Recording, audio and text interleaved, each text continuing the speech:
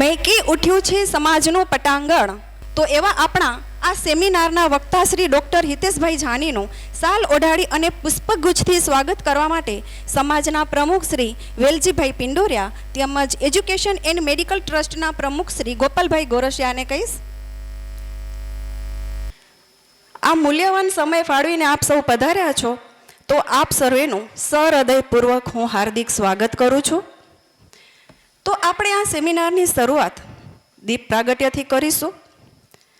આપણે આજની આન બાન અને શાન એવા મુખ્ય વક્તા શ્રી ડૉક્ટર હિતેશભાઈ જાની અને આપણા અતિથિ વિશેષ શ્રી પારુલબેન કારાની સાથે સર્વે મંચસ્થ મહાનુભાવો દીપ પ્રાગટ્ય માટે જોડાય એવી મારી વિનંતી છે.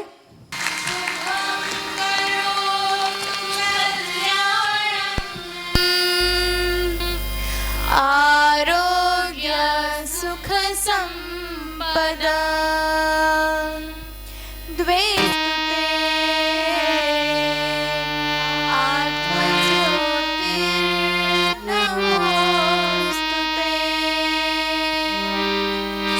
प्रथम मास हो बीज संयोजन गर्भ विकास का प्रारंभ होता शरीर मात का पृष्ठ हो जाता आनंद मुख पर छलक है जाता नित्य मास पंच तत्व है बनता गर्भ में शिशु की होती है रचना निर्माण क्रिया में वेग है आता शिशु आकारित बनने लगता. આયુર્વેદાચાર્ય વૈદ્ય હિતેશભાઈ જાની સાહેબ જામનગર આયુર્વેદિક યુનિવર્સિટીમાં ભૂતપૂર્વ પ્રિન્સિપાલ અને હેડ ઓફ ડિપાર્ટમેન્ટ તરીકે એમણે સેવા આપેલી છે. નિવૃત્ત થયા પછી પણ સરકારે એમને રજા નથી આપી અને આવા આયુર્વેદના રિસર્ચમાં સતત એમનો સાથ સરકારે માંગ્યો છે અને સાહેબે આપ્યો છે અને આપે છે. આ ઉપરાંત હાલ જે પરિસ્થિતિ છે કોરોનાની પરિસ્થિતિ, આ કોરોનાની પરિસ્થિતિમાં કોવિડના દર્દીઓને સારવાર માટે સાહેબ અને એમની ટીમ દ્વારા એક આયુર્વેદિક થેરાપી જેનું નામ છે જિંજર થેરાપી જેવી મેથડ, અલગ અલગ આયુર્વેદિક વનસ્પતિઓ, આપણે જેને આદુ કહીએ, આદુ, હળદર, આવી આયુર્વેદિક વનસ્પતિઓના રિસર્ચ કરી અને કોરોનાના દર્દીઓને સારવાર આપવામાં ખૂબ મોટો હિસ્સો એમનો રહેલો છે. આ ઉપરાંત વાત કરું તો તેઓ પોતાના કાર્યકાળ દરમિયાન લગભગ 40,000થી વધુ આયુર્વેદ થેરાપી દ્વારા દર્દીઓની સારવાર કરી અને એમને સાજા કરેલા છે. એમના કાર્યકાળ દરમિયાન એમને 2,000થી વધુ આયુર્વેદિક ડૉક્ટર્સ પણ એમના નેજા હેઠળ, એમના માર્ગદર્શન હેઠળ અત્યારે ડૉક્ટરની સેવા આપી રહ્યા છે. આ ઉપરાંત એમને ઘણા બધા એવોર્ડ્સ પણ પ્રાપ્ત કરેલા છે. એ એવોર્ડ્સની યાદી મારી પાસે છે, એ આપની સમક્ષ રજૂ કરું છું.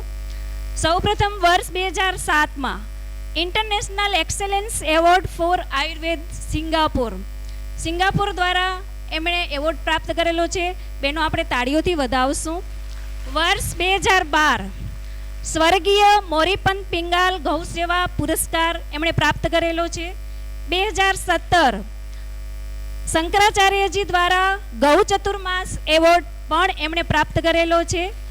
2018 લાયન્સ ક્લબ દ્વારા આયુર્વિકાસ એવોર્ડ પણ એમને એનાયત થયેલો છે.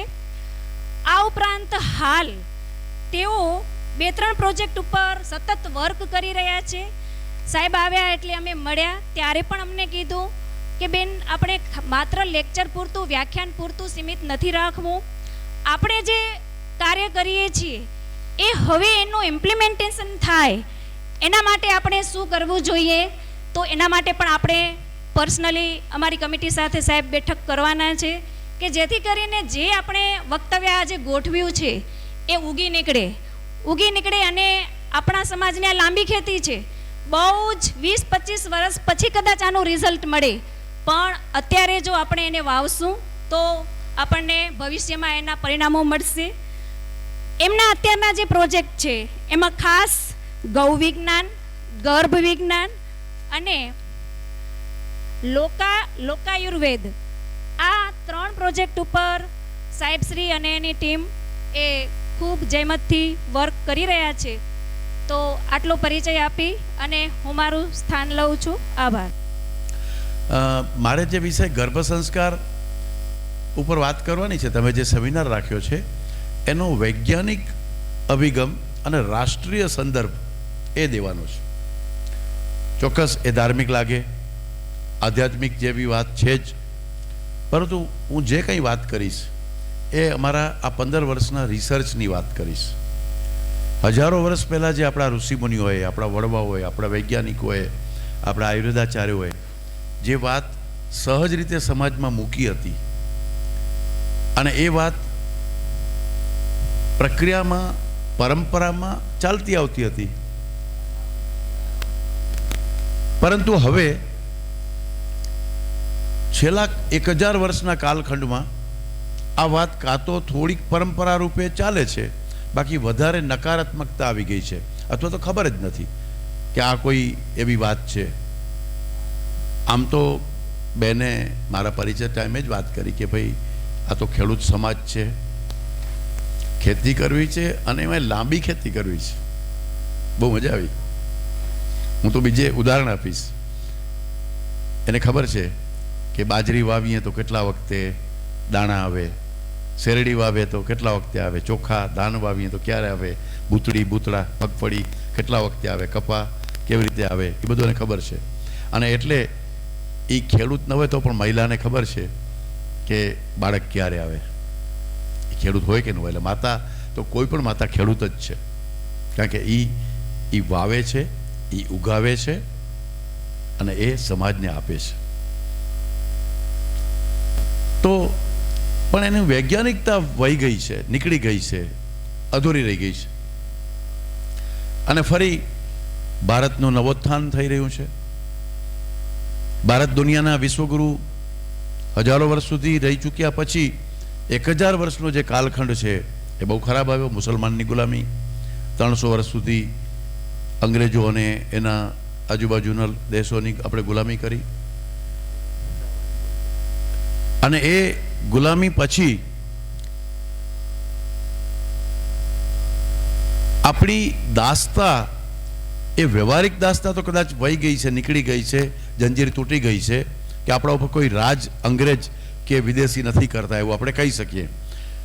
પરંતુ દાસતા એ ફિઝિકલ નથી હોતી, એ મનોવૈજ્ઞાનિક પણ હોય છે, માનસિક દાસતા હોય છે, અને એ હજી પણ છે કે આપણે પોતે હજી ઓરિજિનલ નથી વિચારતા. ભારત જેમ વિચારતું એમ દુનિયા ચાલતી. આજે અમેરિકા વિચારે છે એમ દુનિયા ચાલે છે, અને અમેરિકા સારું વિચારે તો આપણે વાંધો નથી. આનો ભદ્રા કૃતવો યંતુ વિશ્વતા, let all the noble thoughts come to us from all the side. જો અમેરિકા સારો વિચારે તો આપણે કોઈ જ વાંધો નથી, પણ કેવું વિચારે છે એની હું વાત તમારી પાસે મૂકીશ ને, એ તમે ઘરે ઘરે અનુભવો છો. તો જે વિષય છે એ રાષ્ટ્રીય છે પહેલાં તો, એટલે તમે એને એ રીતે લેજો, અને એ વૈજ્ઞાનિક છે. વાસ્તવમાં તો ગર્ભ સંસ્કાર કે આપણી ભારતની કોઈ પણ વાત વૈજ્ઞાનિક હોય, પણ આજે જરા કેવું પડે છે કે આ વૈજ્ઞાનિક છે. વાસ્તવમાં આયુર્વેદની વાત હોય, ભારતની વાત હોય, અવૈજ્ઞાનિક હોય જ નહીં. પરંતુ ફરીથી સમજવું હોય, ફરીથી એને આત્મસાત કરવું હોય તો એને વિજ્ઞાનનિષ્ઠ વ્યવહારથી જોવું પડશે. દરેક માતા પિતા, દરેક દંપતી, માતા પિતા બનવા જનારા દંપતીને હોય કે મારું બાળક છે એ બહુ દેખાવડું હોવું જોઈએ, મારું આવનારું બાળક છે એ ખાલી દેખાવડું નહીં, બુદ્ધિમાન પણ હોવું જોઈએ, એ ઇન્ટેલિજન્ટ હોય, કરેજીસ હોય, હિંમતવાન હોય, સાહસવાળું હોય, એવું બધાને ઈચ્છા થાય છે કે મારું બાળક તો આવું હોવું જોઈએ. દરેકને માતા પિતાને એમ હોય કે મારું બાળક છે એ, મારી છોકરી ઐશ્વર્યા રાય જેવી હોવી જોઈએ, સચિન તેંડુલકર જેવો હોવો જોઈએ, એ આઇન્સ્ટાઈન જેવો વૈજ્ઞાનિક બને. તો આ ડ્રીમ એ માતાનો કે પિતાનો જે બનવા જઈ રહ્યા છે એનો અધિકાર છે, એ હોવું જોઈએ. એને પોતાનું ડ્રીમ ચાઇલ્ડ મેળવવાનો અધિકાર છે. એ કોઈનું વિચારે કે પોતાનું બાળક વિચારે કે કોઈના જેવું વિચારે, એ કંઈ પણ વિચારે એનો અધિકાર છે. તો એ વાત તો એનો અધિકારનો વિષય છે, એના સ્વપ્નનો વિષય છે. પરંતુ શું એ શક્ય છે કે મને જે વિચાર આવે હું કરી શકું? અમે દંપતી તરીકે નક્કી કરીએ કે અમારે ઘરે આવું બાળક આવે તો શું એ શક્ય છે? એટલે કે ઈચ્છિત સંતાન પ્રાપ્ત કરવું એ શું શક્ય છે? પ્રશ્ન થાય. અમેરિકાના લોકોને તમે વાત કરો, તમારો સમાજ તો લંડનમાં છે, કેનેડામાં છે, આફ્રિકામાં છે, ત્યાં બધા ડૉક્ટરો સામે આ વાત મુકાય કે વૈજ્ઞાનિકો સામે વાત મુકાય તો એ લોકો કે ના, આવું બધું કંઈ શક્ય નથી. એટલે શું ઈચ્છિત સંતાન એ પ્રાપ્ત કરી શકાય? આવો જ્યારે પ્રશ્ન હોય ત્યારે બે ચાર પ્રશ્નો અત્યારની થોડી ચર્ચા કરી લે. એક એ છે કે મને ખબર નથી, કોઈ સગર્ભા બહેનો અહીંયા બેઠા હશે અથવા આપના પરિવારમાં હશે, પણ એવો એક ડર બેસી ગયો છે આ કોવિડના કારણે કે આ સગર્ભાવસ્થામાં આ લોકો કહે છે એમ કરવાનું કે અમારે જેમ જીવવું છે એમ જીવવાનું. શું મારે વેક્સિન લેવું જોઈએ?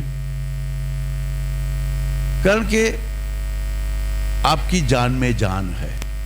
એક જીવતું બાળક, ફિટસ, શિશુ, ગર્ભ એ જીવંતમાં જીવંત એક છે. આ પ્રક્રિયા બીજે ક્યાંય ન હોય, પુરુષમાં કોઈ દી ન હોય.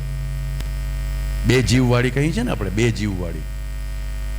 તો એક જીવ બીજા જીવને મોટો કરે છે ત્યારે એણે કેટલું ધ્યાન રાખવું જોઈએ. અને વાસ્તવમાં તો અમારા જે રિસર્ચ છે, અમને જે જોઈએ છીએ કે કોવિડના કોઈ ઇન્ફેક્શન બાળકને લાગતું જ નથી. કુદરતની સુરક્ષા કવચ જ એવું છે કે પેટમાં બાળક હોય એને કાંઈ ન થાય. મેં તો એવા બાળકોને હેન્ડલ બી કર્યા ગયા વર્ષે રાજકોટમાં. ડિલિવરી થઈ કોવિડના વચ્ચે. બધા લોકો ડરાવે, ડૉક્ટરો ડરાવે કે ના, બાળક ભેગું નહીં રહી શકે. હવે જન્મ આપીને બાળક ભેગું ન રહીએ તો શું કરવાનું? ક્યાં રહીએ? અને એને અમે કીધું લે આવો મારી પાસે. અરે એનાથી માં જેવું સુરક્ષા કવચ 9 મહિના કોઈ નહોતું ને, હજી એ જ છે, કાંઈ નહીં થાય. અને એ સિવિલ હોસ્પિટલ રાજકોટમાં બાળકને જુદા વોર્ડમાં રાખે અને માને જુદા વોર્ડમાં રાખે. પહેલે જ દિવસે બે બીમાર હોય, બેને કોઈ તકલીફ હોય તો અલગ વાત છે. ત્યારે આપણું જ્ઞાન, આપણું આયુર્વેદ, અમારો અનુભવ અમને એમ કહેતો હતો કે ના, કોઈ ચિંતા ન કરો. તો આ વાત હું તમને સાંપ્રત છે એટલે કરું છું. ફરી પાછી મૂળ વાત ઉપર આવીએ. વિષયની ભૂમિકા આજે સમજી લેજો કે 2021માં આ વિષયની આપણે જ્યારે ચર્ચા કરી રહ્યા છીએ ત્યારે મેં તમારી સામે જે ચિત્ર મૂક્યું છે ને, તમે જે આ જુઓ છો આંકડા, કે 100માંથી 3 થી 6% બાળકોને જન્મજાત ખોટ હોય છે. 100માંથી ઓછા 3% અને વધુ 6%. આ કોણ કહે છે? તમે નીચે વાંચજો. CDC, centre for disease control, અમેરિકાની એક બહુ મોટી સંસ્થા છે. અમેરિકાના લોકો કહે છે, અને એ અમેરિકામાં આવું છે જ્યાં બહુ પ્રગતિ છે, જ્યાં બહુ વિજ્ઞાન છે, જ્યાં બહુ પૈસા છે, જ્યાં બહુ રિસર્ચ છે, ત્યાં પણ ગર્ભની અંદર જ ખામી આવે છે, જન્મથી જ ખોડખાપણ આવે છે. એ છે 3 થી 6%.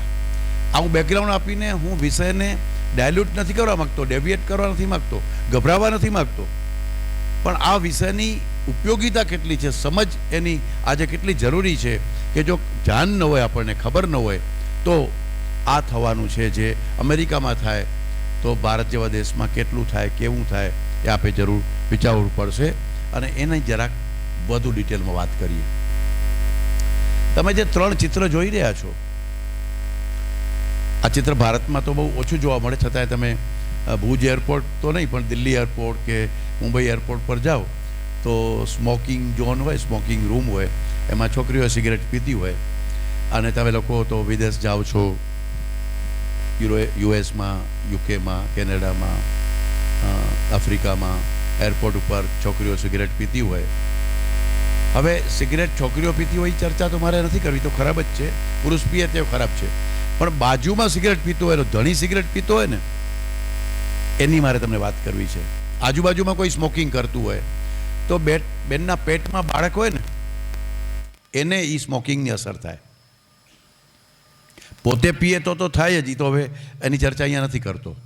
પરંતુ બાજુમાં કોઈ પીતું હોય, ઘરમાં કોઈ પીતું હોય, તો પેટમાં જે પલી રહેલું બાળક છે, જે ફિટસ છે, એને જન્મજાત વિકૃતિઓ આવે. હવે હું જ્યારે સિગરેટની વાત કરું છું ત્યારે તમાકુ આવે ને બધા વ્યસન આવે. આ તો એક સમજવા માટે તમને આપ્યું છે. અને એને થોડીક ખામી આવે. પણ હવે સાંભળજો, આ યાદ રાખજો, જે બેન સિગરેટ કોઈ પીતું હોય એની બાજુમાં ઊભી છે ને પ્રેગ્નન્ટ છે, એના બાળકને તો થોડીક ખામી આવે, પણ એના પછી બાળક આવે ને ત્રીજી પેઢી, એને તો વધારે ખામી આવે. કારણ કે એ ખામી બેવડાય.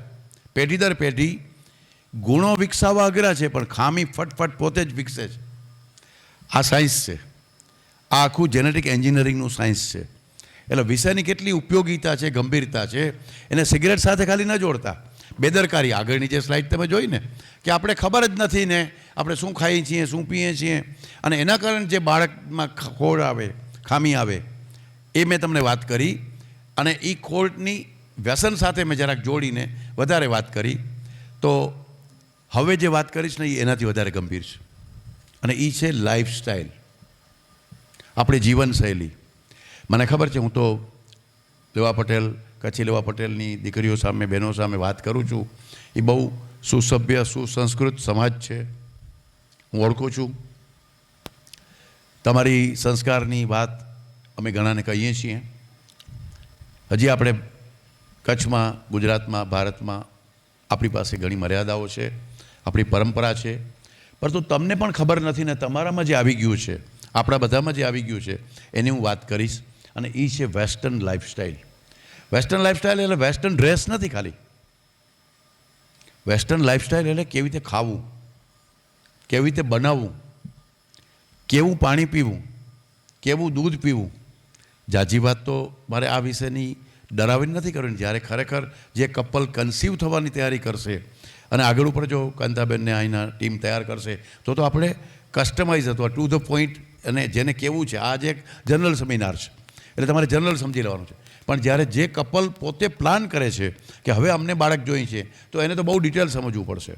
પરંતુ આપણી જે લાઈફસ્ટાઈલ છે અત્યારે, અને એવું ન માનતા કે પ્લાન નથી કરતા એટલે આપણે કંઈ ગમે એ કરાય. આ વસ્તુ તમારા ડીએનએમાં, આપણા કોષમાં, સેલમાં આવી જ જાય છે, જે આપણે ખાઈ રહ્યા છીએ, જે પી રહ્યા છીએ. અને એનું નામ છે વેસ્ટર્ન લાઈફસ્ટાઈલ. આપણે પોતે જ જીવતા એટમ બોમ્બ બની ગયા છીએ. હવે પહેલું વિશ્વયુદ્ધ થઈ ગયું, બીજું થઈ ગયું, હવે ત્રીજું વિશ્વયુદ્ધ થવાનું નથી. કારણ કે ત્રીજું વિશ્વયુદ્ધ કરવા માટે આપણે બધા તૈયાર થઈને બેઠા છીએ. આપણા બોડીમાં જ, આપણા શુક્રાણુમાં, આપણા બીજાણુમાં, આપણા ગર્ભાશયમાં, તમે કુંવારા હો, પરણેલા હો, ન પરણેલા હો, પણ આપણા શરીરમાં એ બધું ઘૂસી જ ગયું છે. એટલે તમે બહુ સમજીને વાત કરજો, બહુ સમજીને સાંભળજો. તો જે વેસ્ટર્ન લાઈફસ્ટાઈલ છે આપણી, અને મને થોડાક ઉદાહરણો આપવાનો છું. વેસ્ટર્ન લાઈફસ્ટાઈલ એટલે શું? આપણે એમ છે કે અમેરિકાથી આવે એટલે બધું સારું, એટલે બધું લેટેસ્ટ હોય, એટલે બધું અપગ્રેડેડ હોય. જેમ મોબાઈલ ફોન આવે તો આપણે કહીએ આ તો લેટેસ્ટ વર્ઝન છે, અપડેટ છે. અમેરિકાનું આવે એટલે એ રિસર્ચ થયું, અને અમેરિકાનું એટલે સારું જ હોય. મારે અમેરિકા સાથે અમેરિકા નામ સાથે વાંધો નથી. હું હજી સો કોલ્ડ વેસ્ટર્ન લાઈફસ્ટાઈલ છે, પછી યુરોપે હોય કે અમેરિકા હોય કે ઇટલી હોય કે ફ્રાન્સ હોય, એ ગમે હોય, એમણે જે જીવવાની પદ્ધતિ કરી છે, જે આપણે ત્યાં ઘૂસતી જાય છે, એના જેવા આપણે મકાન બનાવીએ છીએ, એના જેવા આપણા રસોડા થઈ ગયા, એના જેવા ફ્રીજ આપણા ઘરમાં ઘૂસી ગયા, એના જેવા માઇક્રોવેવ આવી ગયા, એના જેવા આપણા કપડાં થઈ ગયા. એ જે સિન્થેટિક પહેરવું, આપણે સાડીઓ પહેરીએ છીએ, એટલું જ સિન્થેટિક જ પહેરીએ છીએ. આપણે એમ કે આપણે સંસ્કારી છીએ, એટલે દંભી થઈ ગયા છીએ. આપણે પશ્ચિમની બધી વાતો આપણે આપણી ઠીક લાગે એમ ગોઠવી લીધી છે. આપણે એના જેવું ખાતા થઈ ગયા, પીતા થઈ ગયા, રહેતા થઈ ગયા. આપણા મેકઅપ, આપણું રાચ રચીલું. આપણા ઘરમાં, હું તમને એકવાર બોલાવજો, તમારા મકાનમાં મેં આઈડેન્ટિફાઈ કરી, તમારા મકાન એટલે આખા ઘરમાં, રસોડામાં સૌથી વધારે મેકઅપ રૂમ, રસોડું, બાથરૂમ, 116 આઈટમ ખતરનાક છે. 116. તમે માની ન શકો કે અમારા ઘરમાં એટલું છે જ નહીં, તમે એમ જ કહેશો. પણ હું તમને લેખીને બતાવું ને, તમે માની નહીં શકો. તમારા પર્સમાં અત્યારે છે, તમે પહેરેલું છે, તમે ખાઈને આવ્યા છો, તમે જઈને ખાવાના છો.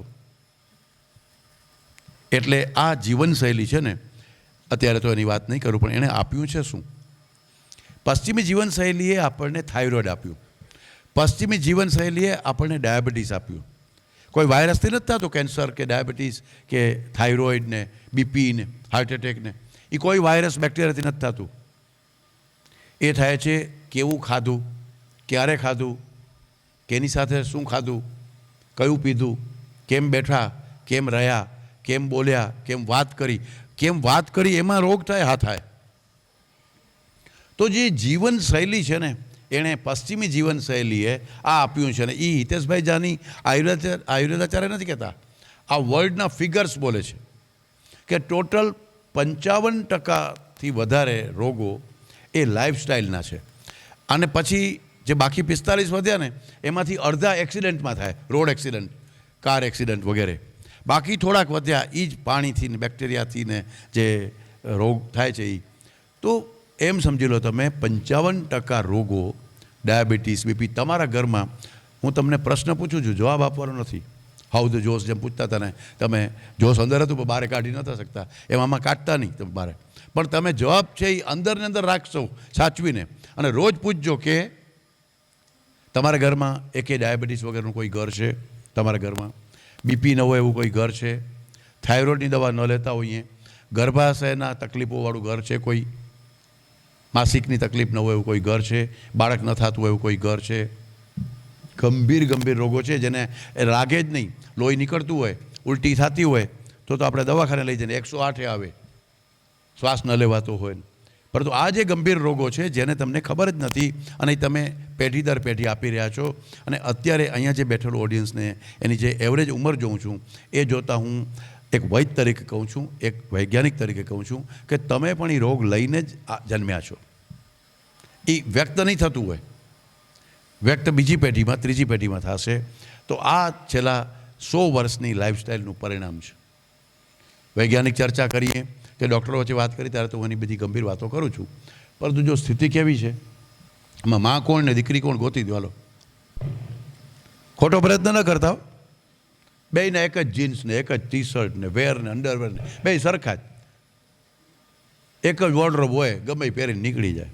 આ કદાચ અમેરિકાનું ચિત્ર છે, પણ ભારતમાં મોટા શહેરોમાં અને તમારા પણ પરિવારો જે ત્યાં રહીએ છે એમાં ધીમે ધીમે આવી રહ્યું છે. આપણે બચ્યા છીએ તો હજી ખુશી થવા જેવું બચ્યા છીએ એટલું બધું નથી, પણ આપણે આ સ્થિતિમાં જઈ રહ્યા છીએ એ તો સમજવું જ પડશે. અને એવું ન કહેતા કે માં એ રીતે બાપા અને છોકરાને આમ જ છે, એ એક જ ટી શર્ટ પહેરે છે, થોડો ટપુડા જેવો છે ને લાગે છે છોરો, ગોતી દો તમે. પણ વાસ્તવમાં એ જ્યારે એના જે બાપ જેવડો થશે ત્યારે એ તો આનાથી વધારે રોગ લઈને બેઠો હશે.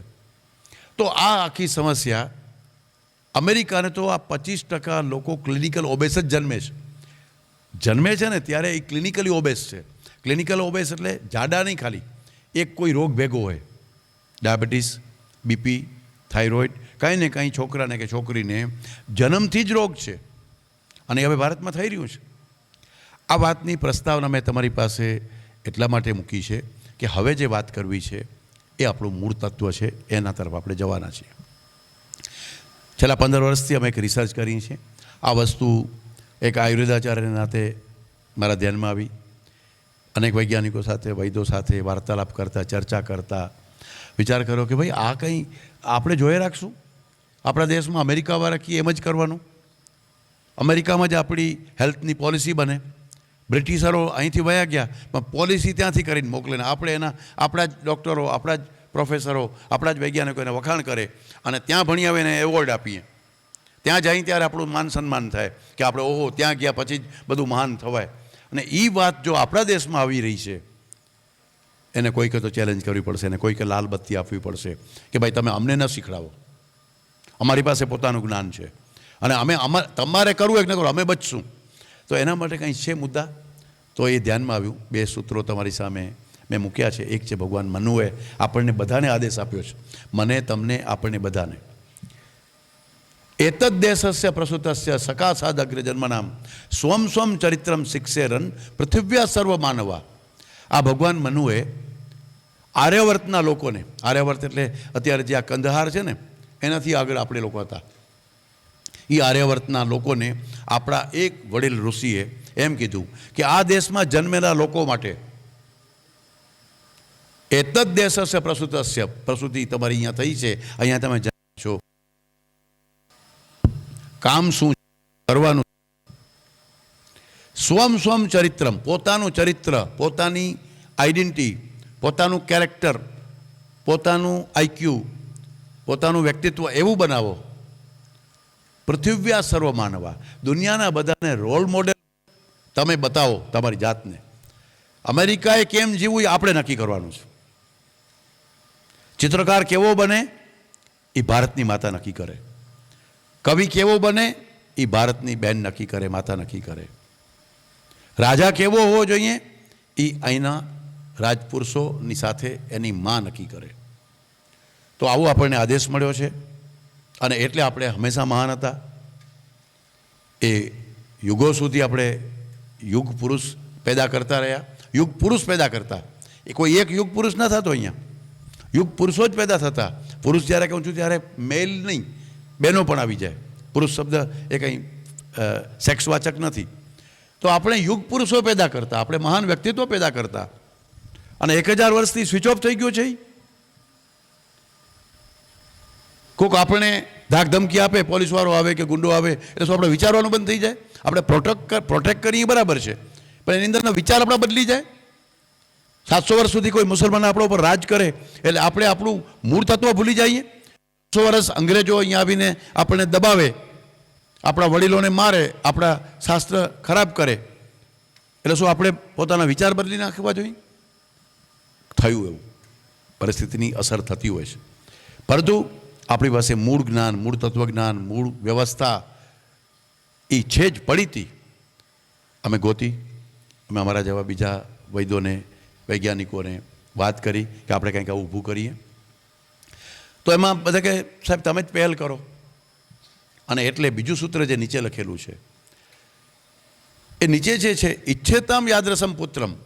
અમારા અષ્ટાંગ હૃદયના વાઘભટ્ટ ઋષિ, આયુર્વેદના બહુ મોટા વૈદ્ય થઈ ગયા, એમણે કીધું ઈચ્છેતામ યાદરસમ પુત્રમ, તમે જેવું ઈચ્છે એવું બાળક પેદા કરી શકો. એ ઋષિમુનિઓએ પ્રોમિસ કર્યું છે. અને પછી એણે કીધું છે કે એના માટે તમારે પ્લાનિંગ કરવું પડશે, તમારે એવું જનપદ, એવું ગામ બનાવવું પડશે, તમારે એવી વ્યવસ્થા ઊભી કરવી પડશે, તમારે આહાર વિહારનું ધ્યાન રાખવું પડશે, તો તમે કયો એવું બાળક થાય.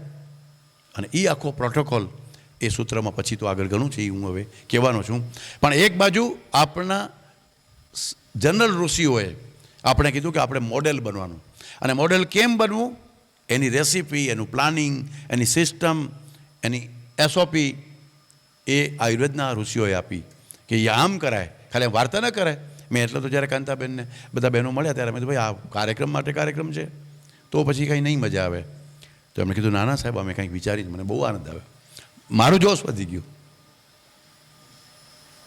તો એ છે આપણી પાસે રેસીપી, એની પ્લાન છે. અને અભિમન્યુ ને પ્રહલાદ ને શિવાજી ને વિવેકાનંદજીની વાતો એ શું વાર્તા જ છે?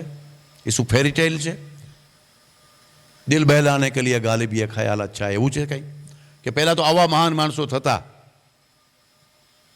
મને એ તો તમે કહો, બહુ ડાયો સમાજ છે, ભણેલો સમાજ છે, બીજાને ભણાવનારો અને બીજાની ચિકિત્સા કરનારો સમાજ અહીંયા બેઠો છે મારી સામે. મને એ તો કહો કે અભિમન્યુનું ઉદાહરણ આપણે આપીએ છીએ તો અભિમન્યુને એની માએ કોની વાર્તા કરી હશે? આપણે તો અભિમન્યુની વાર્તા કરીએ. પ્રહલાદ કેમ તૈયાર થયો હશે? વિવેકાનંદજીની માતા ભુવનેશ્વરી દેવી એને કોની વાર્તા કરતી હશે? આ બધા શું ફોટો જોવાના છે? ભારત માતા કી જય, ગૌ માતા કી જય, વિવેકાનંદ જિંદાબાદ, આ કેટલા દિવસ કરશું? એમ નથી કહેતો કે આ ન બોલો, તમે એનો અધરવાઇઝ ન લેતા. મારી બહુ તીખી વાણી છે, એ જ પચે, એ પચાવવા મદદ કરે. બહુ મીઠું મીઠું બોલવાથી છે ને ડાયાબિટીસ થઈ જાય, બહુ મીઠું બોલવાથી ઓબેસિટી થઈ જાય, બેલેન્સ કરવું પડે. એટલે મારી વાણીમાં જ્યાં તીખાશ લાગે ને એ તમે ત્યારે સંભાળીને લેજો. તો મને એ તો કહો તમે, તમારું લોજિક તમને શું કહે છે? વિવેકાનંદજીનો ફોટો આપણા ઘરમાં રાખીએ, પણ એ તો વિવેકાનંદજી જ્યારે જન્મ્યા ત્યારે કોનો ફોટો રાખતા હશે? તમે એમ કહો રામકૃષ્ણ પરમહંસનો એના ગુરુ હતા, તો રામકૃષ્ણ પરમહંસ કોનો ફોટો રાખતા હતા? તો તોતાપુરી. પછી એનો મતલબ એ થયો કે આ દેશમાં મહાન પુરુષો પેદા કરવાનું એ બંધ જ નથી થતું. હવે આપણે કરવાનું છે, ઓલું સ્વિચ ઓફ નથી થઈ ગયું. 700 વર્ષ મુસલમાનોએ રાજ કર્યું, 300 વર્ષ અંગ્રેજોએ રાજ કર્યું, એ કેટલા ક્યાં સુધી બોલે રાખશું? તો આપણી ડ્યુટી શું છે હવે? એટલે વાર્તા ન કરો, કામ કરો. વાર્તા જરૂરી નથી એવું નહીં. વાર્તાનો જેટલો ઉપયોગ છે એટલો વાર્તામાં લઈ લ્યો. દાખલા તરીકે પ્રહલાદની જ વાત કરું તમને, કારણ કે એ તમને એનું સાયન્સ સમજાય. આ વાર્તા જ નથી. પહેલાં તો પ્રહલાદની માતાનું નામ શું હતું? કોઈ કહેશે? પ્રહલાદની માતા બધાને ખબર છે, સારું કહેવાય. પણ એના સાસુનું નામ ખબર છે? કયાધુની સાસુનું? પ્રશ્ન ત્યાંથી શરૂ થાય. સાસુઓ શું ગોટા કરે ને વહુ કેમ સુધારે એની વાર્તા હવે કરું છું. ઋષિ કશ્યપની વાર્તા આમાં છે. ઋષિ કશ્યપને 2 પત્ની હતી, દિતિ અને અદિતિ. દિતિના દૈત્યો થયા અને અદિતિના દેવો થયા. હવે દિતિએ એકવાર સંધ્યા ટાઈમે સાંજના સમયે સંભોગની માગણી કરી ઋષિ કશ્યપ પાસે. ઇન્ટરકોર્સ કરવો છે, મારી ઈચ્છા થઈ છે. તો ઋષિ કશ્યપે ના પડે કે દેવી આપણે ત્યાં શાસ્ત્રોમાં સંધ્યાકાલીન સંભોગ વર્જ્ય છે, એ ન કરી શકાય. તો એના મને ઈચ્છા થઈ છે. તો કે ના દેવી એવું ન કરીએ. પણ જેમ બધી બહેનોનું જ હાલે છે ઘરમાં, એમ અંતે કશ્યપ ઋષિ વશ થયા અને સંધ્યાકાલીન સંભોગ થયો. અને એને જે બાળકો થયા ને એ હિરણ્યકશ્યપ અને હિરણ્યાક્ષ. સંધ્યાકાલીન સંભોગના કારણે જે વિકૃતિ આવે છે એનું આ એક્ઝામ્પલ છે. રાવણ અને કુંભકર્ણનું એક્ઝામ્પલ એવું છે કે એ અનિયત તિથિનો સંભોગ છે, ઓલો સમયનો કાલનો. સંધ્યાકાલીન સંભોગમાં ત્યારે તિથિનો, જેમ કે આજે ગણેશ ચોથ છે તો શું કરાય ને શું ન કરાય એ આપણે ખબર જ છે. અમાસના શું કરાય, 11સના શું કરાય, આઠમ કેને કહેવાય, પૂનમના શું થઈ શકે, બહુ એનું સાયન્સ છે. એ ખાલી એકમ દક્ષમ બીજ એવું બધું બોલવાનું છે, એ હિન્દુ તહેવાર છે, તિથિ છે, એવું નહીં. એના સાયન્સ છે. બોડી ઉપર, માઇન્ડ ઉપર એની શું ઇમ્પેક્ટ છે, એટલું ગુડ જ્ઞાન છે કે આપણે તો એટલા દૂર થઈ ગયા છીએ કે આપણે વાત ખબર નથી. તો એ જ રીતે રાવણ અને કુંભકર્ણનો જે સંભોગ છે એ અનિયતકાલીન તિથિના, નહીં તો ઓલો બ્રાહ્મણ જ હતો, એના પિતા વિશ્રવા ઋષિ અને બિપાસા, જેમ આજે બિપાસા છે ને, કેકસી બિપાસા એનું નામ હતું. એમણે અનિયતકાલીન સંભોગ કર્યો, પણ પછી એમણે ભૂલ સુધારી લીધી. તો વિભીષણ એમને ઘરે જ જન્મ્યો. વિભીષણનો જન્મ છે એ ભૂલ સુધાર્યા પછીનો છે. ઓલા બે તો જન્મી ચૂક્યા હતા. હવે અહીંયા હિરણ્યકશ્યપ અને હિરણ્યાક્ષ આ 2 જન્મ્યા. હિરણ્યકશ્યપની વાર્તા તમને ખબર છે, મારે વાર્તા નથી કરવી, એનું સાયન્સ તમારે સમજવું પડશે. હવે હિરણ્યકશ્યપના લગ્ન થયા, જે તમે કીધું કયાધુ સાથે. હવે કયાધુને ખબર હતી કે આ મારો વર છે, રાજા હતો, પરાક્રમી હતો, એ કોઈ પ્રશ્ન જ નહોતો. પરંતુ એની વૃત્તિ કેવી હતી? હું કહું એમ કરો, મારું જ હાલે, અને હું જ ભગવાન છું, મને જ પગે લાગો. રાજા છે, રાજાનું એક રિસ્પેક્ટ હોય, રાજાનું એક હદ હોય, રાજાનું એક મિકેનિઝમ હોય. પણ એ ગુરુ પાસે, પિતા પાસે, દેવતા પાસે તો એને નતમસ્તક થવું જ પડે કે નહીં, કોઈ દેવતા નથી, હું જ રાજા, હું જ દેવતા, હું જ ભગવાન. અને જે એને ચેલેન્જ કરે એને મારે. એ તમે જાણો છો, હિરણ્યકશ્યપની વાર્તા તમે સાંભળી છે. એ ચેલેન્જ જ કરતો, કારણ કે એને અહમ હતો કે હું જ બહુ છું. રાજા હંમેશા મહાન હોઈ શકે છે, રાજા મહાન જ હોવો જોઈએ, રાજા પરાક્રમી જ હોવો જોઈએ, પણ રાજા ભગવાનથી ઉપર તો હોઈ જ ન શકે. આપણી સંસ્કૃતિ એમ કહેતી જ નથી. આજે આપણે જે રીતે રાજનીતિને જોઈ રહ્યા છીએ એટલે ખતરનાક સ્થિતિમાં પહોંચી ગયા છીએ. કોઈ ચેલેન્જ કરતું નથી. એ ઋષિમુનિઓને ચેલેન્જ કરતા, સમાજને ખબર હતી. એની પત્નીએ ચેલેન્જ કર્યું એને કીધું, ભાઈ જો તારું બાળક તમારા જેવું નથી કરવું, આપણું બાળક તમારા જેવું નથી કરવું. એને કહી દીધું હતું, ત્યાં સુધી બાળક નહીં કરું, તમારામાં સુધારો ન થાય તો. હવે એ કરી શકે એમ નહોતો, એનો અહમ એવો હતો. એ ટેન્શનમાં હતા કયાધુ કે હવે બાળક તો આનું જ થશે, એનું જ થવું જોઈએ, પતિ જ છે, પરંતુ આના જેવા ગુણ અવગુણ ના હોવા જોઈએ. એટલે એ ટેન્શનમાંથી ચિંતિત હતી. હવે જ્યારે આપણે ટેન્શનમાં હોઈએ, સમસ્યામાં હોઈએ, ત્યારે આપણે ત્યાં એક પાત્ર છે, એ હંમેશા આપણી મદદમાં આવે. એટલે નારાયણ નારાયણ કોણ આવ્યું? નારદ આવ્યા. નારદ મુનિ આવ્યા અને કયાધુને કીધું, બેન કેમ દેવી ચિંતિત છો, કેમ ટેન્શનમાં છો? તો કે આ જો ને તમારા ભાઈ. તો મારો ભાઈ છે ને હોય, તારો વર છે, તો ના ના અમે તો તમારા ભાઈ જ કહીએ ને. તો એ કે ના, એ કે હું સમજું છું કે અમારે આના જેવા અવગુણ નથી જોતા. તો એ કે મારે શું કરવું તમે મને કહો, છોકરું તો આનું જ થશે, પણ હું આનું છોકરો આના જેવું કરવા નથી માગતી. તો એણે 1 2 3 4 બધું સમજાવ્યું કે કન્સીવ થવા પહેલાં જે આજે હું થોડુંક વાત કરીશ, પરંતુ એ બધી વાત અત્યારે લાંબી નહીં કરી, જ્યારે કપલ તમે ભેગા થશો ત્યારે વધારે વાત કરીશ. પરંતુ એમણે 1 2 3 4 પ્રોગ્રામિંગ આપ્યું, લેસન આપ્યું કે તું આવું આવું કરજે, જેથી તને એનું જ બાળક પણ અમુક પ્રોબ્લેમ ન થાય એવું થશે. જેને આપણે વ્રત કહીએ, જેને તપ કહીએ, જેને મહિમા કહીએ, જેને સ્તોત્ર કહીએ, આ ગર્ભ ચાલી સમય એવી થોડીક વાત હતી વગેરે વગેરે. એ પ્રોટોકોલ હું તમને બતાવીશ. હું તો વૈજ્ઞાનિક છું, એટલે આ વાતનું ઇન્ટરપ્રિટેશન કરીને તમને બતાવીશું એને શું કર્યું હતું એ. તો એને કહ્યું, અને પછી જેવી તું કન્સીવ થા એટલે મને વોટ્સએપ કરજે, હું આવી જઈશ. અને એ બધું પ્રોટોકોલ એને ધ્યાન રાખ્યું, અને એ કન્સીવ થયા એટલે કે સગર્ભા થયા બેન કયા હતું. અને વળી પાછું એને યાદ આવ્યું કે નારદજીએ કીધું કન્સીવ થાય એટલે તરત બોલાવજે. ઓલો તો પાછો તપ કરો, વળી હિમાલય પાછો વયો ગયો, હજી વધારે તાકાત જોઈએ, હજી વધારે શસ્ત્ર જોઈએ, હજી વધારે દુનિયાને હેરાન કરવી છે, એટલે એ વયો ગયો હિરણ્યકશ્યપ. પરંતુ કયાધુએ તરત નારદજીને વોટ્સએપ કર્યો, આવી ગયા, બોલો દેવી શું છે, હાજર થઈ ગયા.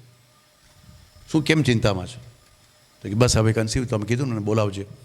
તો કે બસ હવે તારી બીજી પરીક્ષા અને બીજું પ્રોગ્રામ ચાલુ થાય છે. ઓલું તે કીધું એમ મેં કહ્યું એમ કર્યું હતું ને? કે હા. પછી નારદજી કયાધુને શુક્રાચાર્યના આશ્રમમાં લઈ જાય છે. આ વાર્તા તમે ભાગવતમાં સાંભળી હશે, પણ એમને એમ નથી જતી, એ પ્લાનિંગથી જાય છે, યોજનાથી જાય છે, નારદના ગાઈડન્સ હેઠળ જાય છે. અને શુક્રાચાર્યના આશ્રમમાં જે ખાવાનું થયું, જે પીવાનું થયું, જે આહાર વિહાર, જે પરિચર્યા, એ આખી જે ગર્ભિણી પરિચર્યા 9 મહિનાની છે, જે શાસ્ત્ર પઠન, જેના કારણે એ જ રાક્ષસને ઘરે પ્રહલાદ જેવા દેવતાનો જન્મ થયો. ઠોકો તાળી. તો આ રેસીપી છે, આ પ્લાન છે, આ જ્ઞાન છે, આ ભારત પાસે છે. શું કરવું એક્ઝેક્ટ એનું ઇન્ટરપ્રિટેશન હવે તમને વૈજ્ઞાનિક ભાષામાં, વૈજ્ઞાનિક પદ્ધતિથી હજી આપીશ. પણ આ વાત છે. તો એવું જ શિવાજીમાં હતું. શિવાજીના પિતાજી ક્યાં નોકરી કરતા હતા? ઔરંગઝેબની ગુલામી કરતા હતા. જીજા માતાએ નક્કી કર્યું કે મારો દીકરો આની મુસલમાનોની ગુલામી નહીં કરે. મનમાં નક્કી હતું. સમર્થ રામદાસ એમને મળ્યા કે કર પ્લાન આપણે કરીએ, અને બાળક તો એનું જ થશે, પરંતુ કોઈ ભૂલ ન થાય. શિવાજી મહારાજ 300 વર્ષ 350 વર્ષ પહેલાંની વાત છે. ઓલું તો હાલો સતયુગને દ્વાપર યુગની બધી વાતો લાગતી હતી. પણ દાદા કોણદેવ, સમર્થ રામદાસ અને જીજા માતા ત્રણેય પ્લાનિંગ કર્યું. આધ્યાત્મિક પ્લાનિંગ, શારીરિક પ્લાનિંગ, અને પછી જન્મ્યા પછી શિવાજીનું સૈન્યનું એટલે કે યુદ્ધનું વિદ્યા દાદા કોણદેવી શીખવી. અને ત્રણેય એક એવો તૈયાર કર્યો કે એ જ ઔરંગઝેબને અને એના પછી હિન્દુપત પાતશાહની સ્થાપના કરનાર શિવાજી મહારાજ એ જ મુસલમાનના ઘરે નોકરી કરતા શાહજીને ઘરે જીજા માતાએ જન્મ આપ્યો. તો માને ખબર હતી કે મારે શું કરવું છે, દેશના ગુરુને ખબર છે. એ એમ ડૉક્ટરને કાંઈ ખબર ન હોય, એ ગમે એટલી મોટી હોસ્પિટલ હોય. હું કોઈ ડૉક્ટર સાથે મારો વાંધો છે કે મેડિકલ સિસ્ટમથી મને તકલીફ છે, એટલે આવડી મોટી હોસ્પિટલ હોય ને આટલી સગવડ હોય ને આઈસીયુ યુનિટ હોય, એટલે એમાં આ બધું ન હોય. એ તો રામદાસ તો લંગોટીવાળા હતા. દાદા કોણદેવને રાજ નહોતું જોતું, એને યુદ્ધ વિદ્યા આવડતી હતી, પણ એ તો રાજાને જ શીખવા માગતા હતા, રાજા જ તૈયાર કરવા માગતા હતા. અને શિવાજી મહારાજ પછી એનાથી આગળ તો વિવેકાનંદજી 150 વર્ષ જ થયા હજી. તો માતા ભુવનેશ્વરી દેવી એ પ્લાન કર્યો હતો કે મારે ઘરે એ કાશી વિશ્વનાથની આરાધના કરી અને એની બેનને કહ્યું હતું. આખું એ ઇતિહાસ તમે વાંચજો. તો દરેક વખતે મહાપુરુષો પેદા કરાય છે, આપણે કરતા હતા. અને it was a pre plan program. એ આકાશમાંથી નહોતા ઉતરતા વિવેકાનંદજી કે શિવાજી મહારાજ અચાનક આવી જાય, ભાડે લઈ આવીએ. 300 રૂપિયામાં શિવાજી મહારાજ બની શકાય.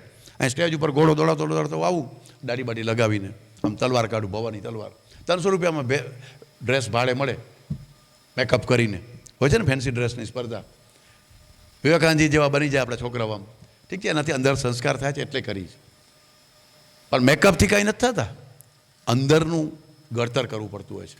તો આ કોઈ વાર્તા નથી, આ વાર્તા બિલકુલ નથી, આ વૈજ્ઞાનિક પ્રયોગો છે. અમે એવા 100 વૈજ્ઞાનિક પ્રયોગોનું સંકલન કર્યું. આ અભિમન્યુને, પ્રહલાદને, પછી આગળ અભિમન્યુની વાત હજી કરવાનો છું. અને એના ઉપર અમે રિસર્ચ કર્યું. પહેલાં અમે એકેડેમિક રિસર્ચ કર્યું કે ભાઈ આવા કેવી રીતે બાળકો પેદા કરતા હતા. હવે વાર્તા કેટલી કરશું, ફોટા કેટલા જોશું વિવેકાનંદજીના? આપણે તો વિવેકાનંદજી જેવો જોઈએ અથવા વિવેકાનંદજીથી માન બનાવો. ચાલો, વિવેકાનંદજી ખરાબ છે એવું તો કહેતા નથી, પણ એવું કોણે કીધું? આ બધું સ્વિચ ઓફ થઈ ગયું છે. હવે ન થાય શિવાજી મહારાજ, હવે વિવેકાનંદજી ન થાય, અથવા એનાથી એ સારા ન થાય. એટલે ભારત આવી ચર્ચા કરે જ નહીં. ભારત જે ચર્ચા કરે એ વાર્તા ન કરે, એ પ્લાન કરે. અત્યારે જે વિશ્વમાં આ બાબતમાં થોડીક ચિંતન ચાલે છે, પણ જે ચાલે છે એને જીનેટિક્સ, જીનોમિક્સ, એપિજેનેટિક્સ, જેનેટિક એન્જિનિયરિંગ, આવું બધું શબ્દોમાં રોગોને, જન્મથી રોગો ના આવે એના માટે કંઈક કરી રહ્યા છે. પણ જન્મથી બાળક ઉત્તમ થાય હજી એને વિચાર જ નથી આવતો, કરી જ નથી શકતા, સમજણ જ નથી એમને, એવી ઈચ્છા જ નથી એમને. તો ખાઓ પીઓ મજા કરો, પતી જાઓ, મરી જાઓ, હમણાં જ બધું કરી લ્યો. એ વેસ્ટર્ન સોસાયટી કોઈ દી જ્ઞાન આપી જ ન શકે. પરંતુ હજારો વર્ષ પહેલાં ભારતમાં આ આખું જેનેટિક એન્જિનિયરિંગ, આજનું જે વિકસિત સાયન્સ છે ને જેનેટિક એન્જિનિયરિંગ, એ અમેરિકામાં તો એ જીનોમ સેન્ટર છે ને, ભારતના બજેટ જેટલું તો એ સેન્ટરનું બજેટ છે, ભારતના બજેટ જેટલું. એ રૂપિયા અને ડોલરમાં હિસાબ કરીએ તો આખું ભારત ખાય પીએ, મોદી લાલ કિલ્લામાંથી ભાષણ કરે, તમને પેકેજ ઉપર પેકેજ આપે, એ બધા જેટલા રૂપિયાનું થાય ને એટલું આ સેન્ટર આ ચાલે છે, એટલા રૂપિયા ખર્ચે છે. પણ હજી કાંઈ કરી શક્યા નથી. 21 જેનેટિક ડિઝીઝ ગોતી કાઢ્યા છે, એને રોકી નથી શકતા. એ પાસે આપણી પાસે આવે છે. તો એ વિદ્યા છે ને જે, એ ભારત પાસે છે, અને એ આપણા ઋષિમુનિઓએ આપી હતી. એ કંઈ હું જાણું છું એમ કહેવાનો દાવો નથી. આપણે અહીંયા કરી શકીએ, કચ્છી લેવા પટેલ સમાજ બનાવી શકશે એ વ્યવસ્થા, પણ આપણે એમાં અનુસરવું પડશે. આપણે ત્યાં સંતતિ માટેની જે વ્યાખ્યા છે, બાળક એટલે સંતતિ એટલે બાળક. છોકરો હોય કે છોકરી હોય, છોકરું આપણે કહીએ ને છોકરું, એટલે છોકરો હોય કે છોકરી હોય બધાને આપણે છોકરાઓ કહીએ, છોકરાઓ. એને સંસ્કૃત શબ્દ છે સંતતિ. સંતતિની જે ડેફિનેશન છે ને, હવે અહીંયા થોડુંક વૈજ્ઞાનિક વાત, થોડી ગૂઢ વાત, થોડા જે બહેનોને વધુ જાણવું હશે એના માટેના ટિપ્સ છે બધી. સંતતિ અવિચ્છિન્ન ધારા, ગોત્રમ વંશમ પરંપરા. સંતતિ કેને કહેવાય? જે આપણી અવિચ્છિન્ન ધારા છે. બાપ, દાદા, પરદાદા, વડદાદા, હિતેશ, ઈશ્વરલાલ, દલપતરામ, ભવાનીશંકર, વાઘજી, મદનજી, તુલસી, જાની, 7 પેઢી મને ખબર જ હોય, ખબર જ હોવી જોઈએ. વધુ ખબર હોય તો વધારે સારું. ઘરમાં આંબો હોય તો આપણે ત્યાં સુધી પહોંચી શકીએ. અને તમે પણ જાણો છો તમારો આંબો ક્યાં પહોંચે છે, બધાના ઘરમાં હોવો જોઈએ. તો આપણી અવિચ્છિન્ન ધારા છે, આપણે કોણ છીએ. જ્યારે આપણે લગ્ન કરીએ, વાસ્તુ કરીએ, ત્યારે આપણે સંકલ્પ કરીએ છીએ કે હું કયા ગોત્રનો છું. તમારે તો બધાનું એક જ ગોત્ર હોય છે, લેવા પટેલનું એક ગોત્ર હોય, કડવા પટેલનું એક ગોત્ર હોય. એટલે તમે કયા ઋષિના સંતાન છો, આપણે એને યાદ કરીએ છીએ. આપણે એ છીએ. આપણા પિતાજી, આપણા દાદા, એ તો આપણા વડીલો છે જ, પણ આપણે કયા ઋષિના સંતાન છીએ. એટલે સંતતિ અવિચ્છિન્ન ધારા, ગોત્રમ વંશમ પરંપરા. વંશની ને ગોત્રની પરંપરાને નિભાવે ને સંતતિ કહેવાય. બાકી પડોશીને છોકરું કહેવાય. આપણું છોકરું એટલે આપણો વંશ, આપણું છોકરું એટલે આપણી પરંપરા, આપણે એટલે આપણા વડીલોની, પૂર્વજોની પરંપરા છીએ. આ ડેફિનેશન છે.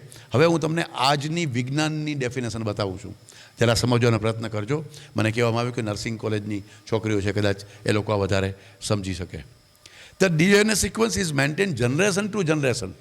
ડીએનએ છે ને આપણો જે ડીએનએ, એ જનરેશનથી જનરેશન, બાપ, દાદા, પરદાદા, એ જ આવતું હોય. તમે છાપામાં વાંચતા હશો કે ડીએનએ સેમ્પલ મેચ કર્યું, કોણે રેપ કર્યો. 4 ગ્રુપ રેપ થયું તો કોણે આના ઉપર રેપ કર્યો છે એ સસ્પેક્ટેડ હોય તો ડીએનએથી સેમ્પલ થાય. અથવા કોણે ખૂન કર્યું, છરી ઓલે ક્રાઇમ પેટ્રોલ રાતના જોયું હોય તો ક્રાઇમ પેટ્રોલમાં આવે કે ભાઈ એનો બ્લડનું, થૂકનું, વાળનું સેમ્પલ લેવામાં આવે, અને જેનો ખૂન થયું છે એમનું સેમ્પલ મેચ થાય તો ખબર પડે કે આ છરીથી થયું છે અને એ આનું ડીએનએ મળે છે એટલે આ ખૂની છે. તો આ DNA sequence maintain generation to generation. એટલે ડીએનએ ઉપરથી ગોતી લઈએ કે આનો બાપ કોણ હતો, આનો દાદો કોણ હતો. તો એ જ વાત છે, એ જ આપણી વાત જે છે એ જ છે. The DNA sequence lives forever. એ કોઈ દી સિક્વન્સ બદલતો નથી. આ સિક્વન્સ કોઈ દી બદલે નહીં, અને બદલે છે એ લોકોને ખબર નથી. આજનું વિજ્ઞાન તો હજી નહીં, પણ આપણે ત્યાં એના માટે એક શાસ્ત્રોમાં કહ્યું છે, એ તમને ખાલી કહું. અને નરસિંહ મહેતા એ વાત કરી છે. ભણે નરસૈયો એનું દર્શન કરતા કુળ 71 તાર્યા. આપણે આપણા 71 પેઢીથી આપણે બધું જોડાયેલા છીએ. પછી 72મી પેઢી બદલી જાય આ ડીએનએ સિક્વન્સ છે ને 72 પેઢી પછી બદલી જાય છે.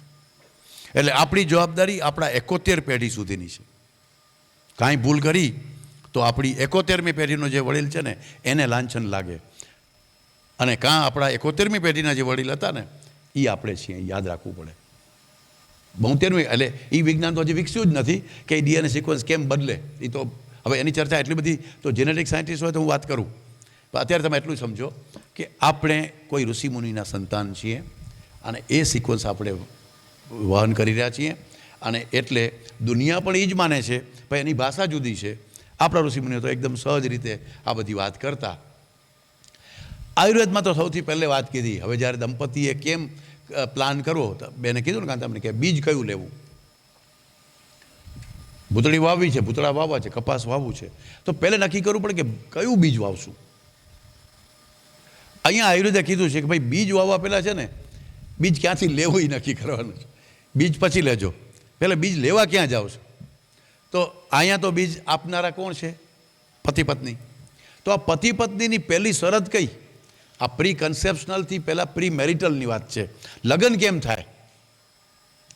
તો જેનું ગોત્ર સમાન ન હોય ને એનું લગ્ન કરવાનું. અતુલ્ય ગોત્રસ્ય. હવે તમને એ ભાષા કદાચ જાજી સમજાય અથવા તો વાત કરવાનો એટલો ટાઈમ નથી, પરંતુ તમને આજની જે પેટર્ન છે, કદાચ નર્સિંગની છોકરીઓ અને જનરલ બધી છોકરીઓ જે ભણે છે એમને ખબર હશે, ભણાવે છે એમને તો ખબર હોય જ. થેલેસેમિયા દાખલા તરીકે આજે આપણે થેલેસેમિયાની ચર્ચા કરીએ તો થેલેસેમિયા માઇનર હોય કોઈ છોકરીને તો એને શું ધ્યાન રાખવાનું? કોઈ કહેશે? બરાબર. સામે જે છોકરો જોવા જાય છે એને થેલેસેમિયા માઇનર ન હોવું જોઈએ. સમજાય છે આ વાત?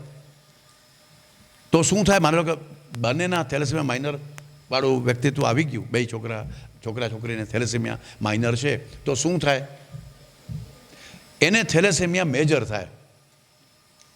એ બચી ન શકે. થેલેસેમિયા માઇનર એ નોર્મલ લાગે, એને કંઈ રોજ તકલીફ નથી, એના શરીરમાં રોગ છે, પરંતુ એ રોગ બે ભેગા થાય ને પતિ પત્ની તરીકે તો એને બાળકને એવો રોગ આવે કે જેમાં રક્તકણો ઉત્પન્ન જ ન થાય. ઓલામાં રક્તકણો નબળા હોય, ઓછા હોય, હિમોગ્લોબિન ડાઉન રહે. પણ જો બંને થેલેસેમિયાવાળા હોય તો પછી જો એ લગ્ન કરે તો એને એનું બાળક આવે એને થેલેસેમિયા માઇનર ન થાય, મેજર થવાની શક્યતા રહીએ. અને એ મેજર થાય તો એને દર 20 દિવસે 30 દિવસે બ્લડ ચડાવવું પડે, અને ન ચડાવો તો એનું પછી ડેથ થઈ જાય. કારણ કે એને પોતાના બ્લડ માં પોતાના બ્લડ સેલ આપે છોકરાને, વધુ 6 મહિના ટકે, જન્મ સુધી માં એના રક્તકણ આપ્યા હોય પોતાના શરીરમાંથી. એટલે એ 6 મહિના સુધી વધારે છોકરું બચે નહીં. એટલે પછી ખબર પડી જાય કે કેમ આમ થાય છે. એટલે ડૉક્ટર ગોતે તો ખબર પડે કે એને થેલેસેમિયા મેજર છે, એટલે તરત રક્તદાન કરે. દર મહિને, 1.5 મહિને, 15 દિવસે, 20 દિવસે. મારે ભુજનો એક ત્યાંથી લખપતથી કેસ આવે છે, દર 6 દિવસે બ્લડ ટ્રાન્સફ્યુઝન કરવું પડતું. દર 6 દિવસે. મુસલમાન દંપતી, એકદમ ગરીબ. આપણા સંતોષી માતાના મંદિરમાં કચ્છ કલ્યાણ સંઘનું કાર્યાલય છે, એમાં અમે એક આવું નાનું પંચગવ્યનું સેન્ટર ચલાવીએ છીએ. અમે એક દવા બનાવી છે કે કમસે કમ એનો બચાવી તો નહીં શકીએ એ બાળકને, પણ એનો રક્ત દર 6 દિવસે આપવું પડતું. એને અમે દવા ચાલુ કરી. અમે જે પંચગવ્યની ગાયમાંથી ગાયના પંચગવ્યની દવા બનાવી છે, તો 20 દિવસે પછી ચડાવવું પડ્યું. હવે એને 30 દિવસે 45 દિવસે બ્લડ ચડાવવું પડે છે. બ્લડ તો ચડાવવું પડે છે, પણ રક્તકણો લાંબો સમય સુધી ટકે છે. બસ આટલું જ અમે કરી શકીએ છીએ, કારણ કે એ લોકોને એ ખબર નથી કે એ થેલેસેમિયા માઇનરવાળા હતા. એ તો અભણ હતા, મુસલમાન છે, ગરીબ છે. એને આવવું હોય તો બસના પૈસા નથી, ભુજ આવવું હોય તો, લોહી ચડાવવા આવવું હોય તો આ થેલેસેમિયા માઇનર એક ગોત્ર થયું. એને તમે ગોત્ર સમજો. બીજું થેલેસેમિયા માઇનર એ ગોત્ર છે, એટલે સગોત્રે લગ્ન કર્યા એટલે બાળક ખામીવાળું આવે, એમ આયુર્વેદ કહે છે. એટલે આ ગોત્ર એ કોઈ એવી વાત નહોતી ધાર્મિક ને ક્રિયાકાંડ ને ચાંદલો ને ચપ્પલ ને ચોટલો ને બંગડી ને ધોતિયું ને પિતાંબરી ને સાડી ને એવી વાત નથી. આ એકદમ વૈજ્ઞાનિક વાત હતી કે સગોત્રે લગ્ન ન થાય એટલે શારીરિક રોગો આવવાની જ શક્યતા રહે નહીં પહેલે તો. અને એટલે પછી આપણે ત્યાં વ્યવહારમાં શું છે, જે વડીલ બહેનોને કદાચ ખબર હશે, કરતા હશો કે નહીં ખબર નહીં, પણ છોકરી ગોતવા જાય જ્યારે ત્યારે કેટલી પેઢી જોવાની હોય? કોણ કહેશે? કોઈ વડીલ બેન, પારોલબેન તમે ન કહેતા, હવે કોઈ બીજા બેન કહે કે છોકરી આપણે જ્યારે ગોતવી હોય આપણા દીકરા માટે, વહુ ગોતવી હોય તો કેટલી પેઢી જોવાની? કોઈ પણ એક બેન કહે. હાથ ઊંચો કરો તો હું એને પૂછી શકું. કોઈક હાથ ઊંચો કરો જેને ખબર છે, આ તો કેવું છે. હા બેન, 7 પેઢી. અને છોકરો જોવો હોય તો, એટલે કે જમાઈ ગોતવો છે તો, હા, તમે વધારે વિચારો છો, સારું છે, અભિનંદન. પણ છોકરી જોવી હોય ને તો મિનિમમ 3 પેઢી જોવાની. મિનિમમ છોકરી, એની માં, નાની, આટલું તમે જોઈ લો તો તમને એના શારીરિક રોગોનો આઈડિયા આવી જાય. છોકરો હોય તો 7 પેઢી જોવાની. છોકરો ગોતવો છે, આપણે જમાઈ ગોતવો છે તો 7 પેઢી ગોતવાની. છોકરીના ગોત્ર દર વખતે બદલે છે, બરાબર? એટલે એની જેનેટિક પેટર્ન જલ્દી બદલી જાય. એટલે આપણે બહુ જાજી ચિંતા ન કરાય છોકરી જ્યારે ગોતવા જાય ત્યારે. પણ છોકરો ગોતો, જમાઈ ગોતો, કોઈને દીકરો પસંદ કરવો છે ત્યારે માતા બહેનો યાદ રાખજો કે 7 પેઢીમાં કોઈને કંઈ ડાયાબિટીસ, થેલેસેમિયા અથવા ઘણા બધા ઉઠમણું કર્યું હોય, પેઢી ઉઠાડી દીધી હોય, ગાંડો હોય, આ બધા વસ્તુઓ આપણા બાળકોમાં, એના બાળકોમાં આવે. તો આ સગોત્રે લગ્ન ન કરવાનું સૌથી પહેલું ઇન્સ્ટ્રક્શન છે. એટલે આજની ભાષામાં વાત કરીએ તો થેલેસેમિયા ચેક કરાવો, જેનેટિક પ્રોફાઇલ ચેક કરાવો, વગેરે વગેરે. મને થોડીક ડિટેલ હવે જે વાત કરીશ ને એ તમે અહીંયા ગોત્ર તમે જોશો. આ 14 ઋષિના આપણે સંતાન છીએ. બાઇડન છે ને, બાઇડન અમેરિકાનો પ્રમુખ, અથવા નવો જે કંદહારનો પ્રેસિડેન્ટ બન્યો, મુસલમાન છે, આતંકવાદી છે, પણ એને એનું ગોત્ર હોય એને ખબર નથી. પ્રોબ્લેમ એક જ છે કે એને એનું કયું ગોત્ર છે એ ખબર નથી. બાઇડનને પણ એનું ગોત્ર છે, ઓબામાને ગોત્ર હોય. આપણે બધા મનુષ્ય છીએ ને, જે બધા મનુષ્ય તું બડા મહાન હે. આપણે ખાલી ભારતની વાત નથી કરી, આપણે ઋષિમુનિના સંતાન છીએ, જે દેવતાના સંતાન છીએ, પણ બાપ દૈત્ય હોય તો આપણે એના સંતાન છીએ. તો આ ગોત્ર છે ને, 14 મૂળ ગોત્રમાંથી બધી શાખા પ્રશાખા થઈ છે. હવે ગોત્ર ન ખબર હોય તો, જેમ કે આપણે ગોત્ર કેવી રીતે ખબર પડે? ખબર તમારે ક્યાંય ગોત્રની તમને કોને કેટલાને ખબર છે કે અમારું ગોત્ર શું છે? હાથ ઊંચો કરો. સૌથી મોસ્ટ ઇગ્નોર પટેલ સમાજ છે. ક્યાંય પણ જાઉં, સૌરાષ્ટ્રમાં જઈએ, ક્યાંય પણ પૂછીએ તમારું ગોત્ર શું, ખબર આવે ને છતાં હાથ ઊંચો કર્યો તો ક્ષમા કરજો મને, પરંતુ કાંઈ જ ખબર નથી તમને. બધાને એમ થાય કે આ ગોત્ર એટલે બ્રાહ્મણની વાતો છે, અને પંડિતની વાતો છે, અને ધાર્મિક વાતો છે. અને પણ સૌથી મોટી, જો સમાજે કાંઈ વિચારવાનું હોય ને તો સૌથી પહેલાં આંબો બનાવો તમારા કુટુંબે. તમારો તમે 50% રોગ નીકળી જશે, તમારા આખું એજ્યુકેશન બદલી જશે, તમારી સોસાયટીની તાકાત બદલી જશે. ખબર જ નથી આપણને કે આપણા દાદા પરદાદા કોણ હતા. બસ મહાન માણસો હતા. કોઈક એક બહુ મોટું નામ થઈ ગયું હોય એને આપણે સુરાપુરા માનીએ અને ઇતિશ્રી. પણ કદાચ તમે ઇન્ડિવિજ્યુઅલ ન કરો, પણ સમાજના આગેવાનો અહીંયા બેઠા હોય તો એમણે વિચારવાની જરૂર છે. આપણે ખબર જ નથી કે ગોત્ર કયું છે.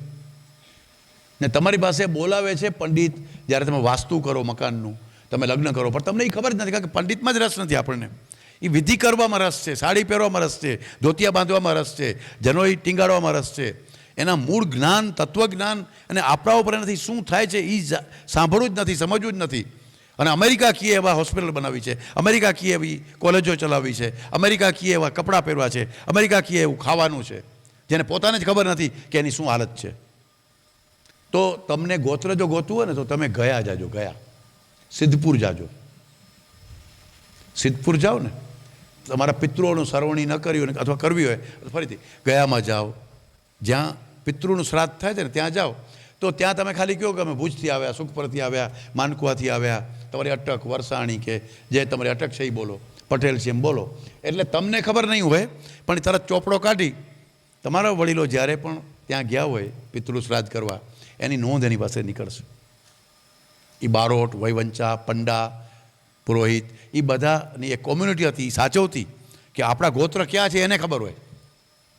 આપણા ગોર મહારાજને ખબર હોય તમારું ગોત્ર શું છે, જે આપણે લગ્ન કરાવે છે એને પૂછજો. આપણે પૂછતા જ નથી. આપણે તો સાસુને કઈ સાડી દેશું ને, વેવાણને કેમ રાખશું ને, જમવાનું કઈ જગ્યા રાખશું ને, રિસેપ્શન ક્યાં કરવું છે, આપણે કઈ વાત, એ બધું કરો, કોણ ના પડે, કરવું જોઈએ.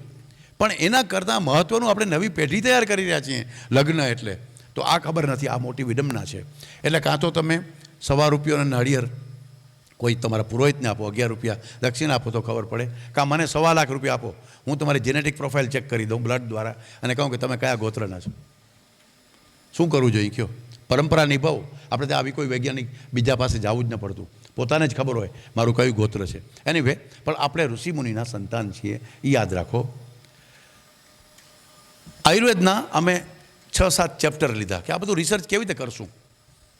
તો આ જે ચેપ્ટર જે શબ્દો છે સંસ્કૃતમાં, નીચે અંગ્રેજી એના થાય છે, એ અંગ્રેજી આજની મેડિકલ ડિક્શનરીમાં છે, આજે એના ઉપર રિસર્ચ કરે છે, પણ એ જ વસ્તુ સંસ્કૃતમાં હજારો વર્ષ પહેલાં આયુર્વેદના ગ્રંથોમાં છે, એને અમે રિસર્ચનો પોઈન્ટ બનાવ્યો.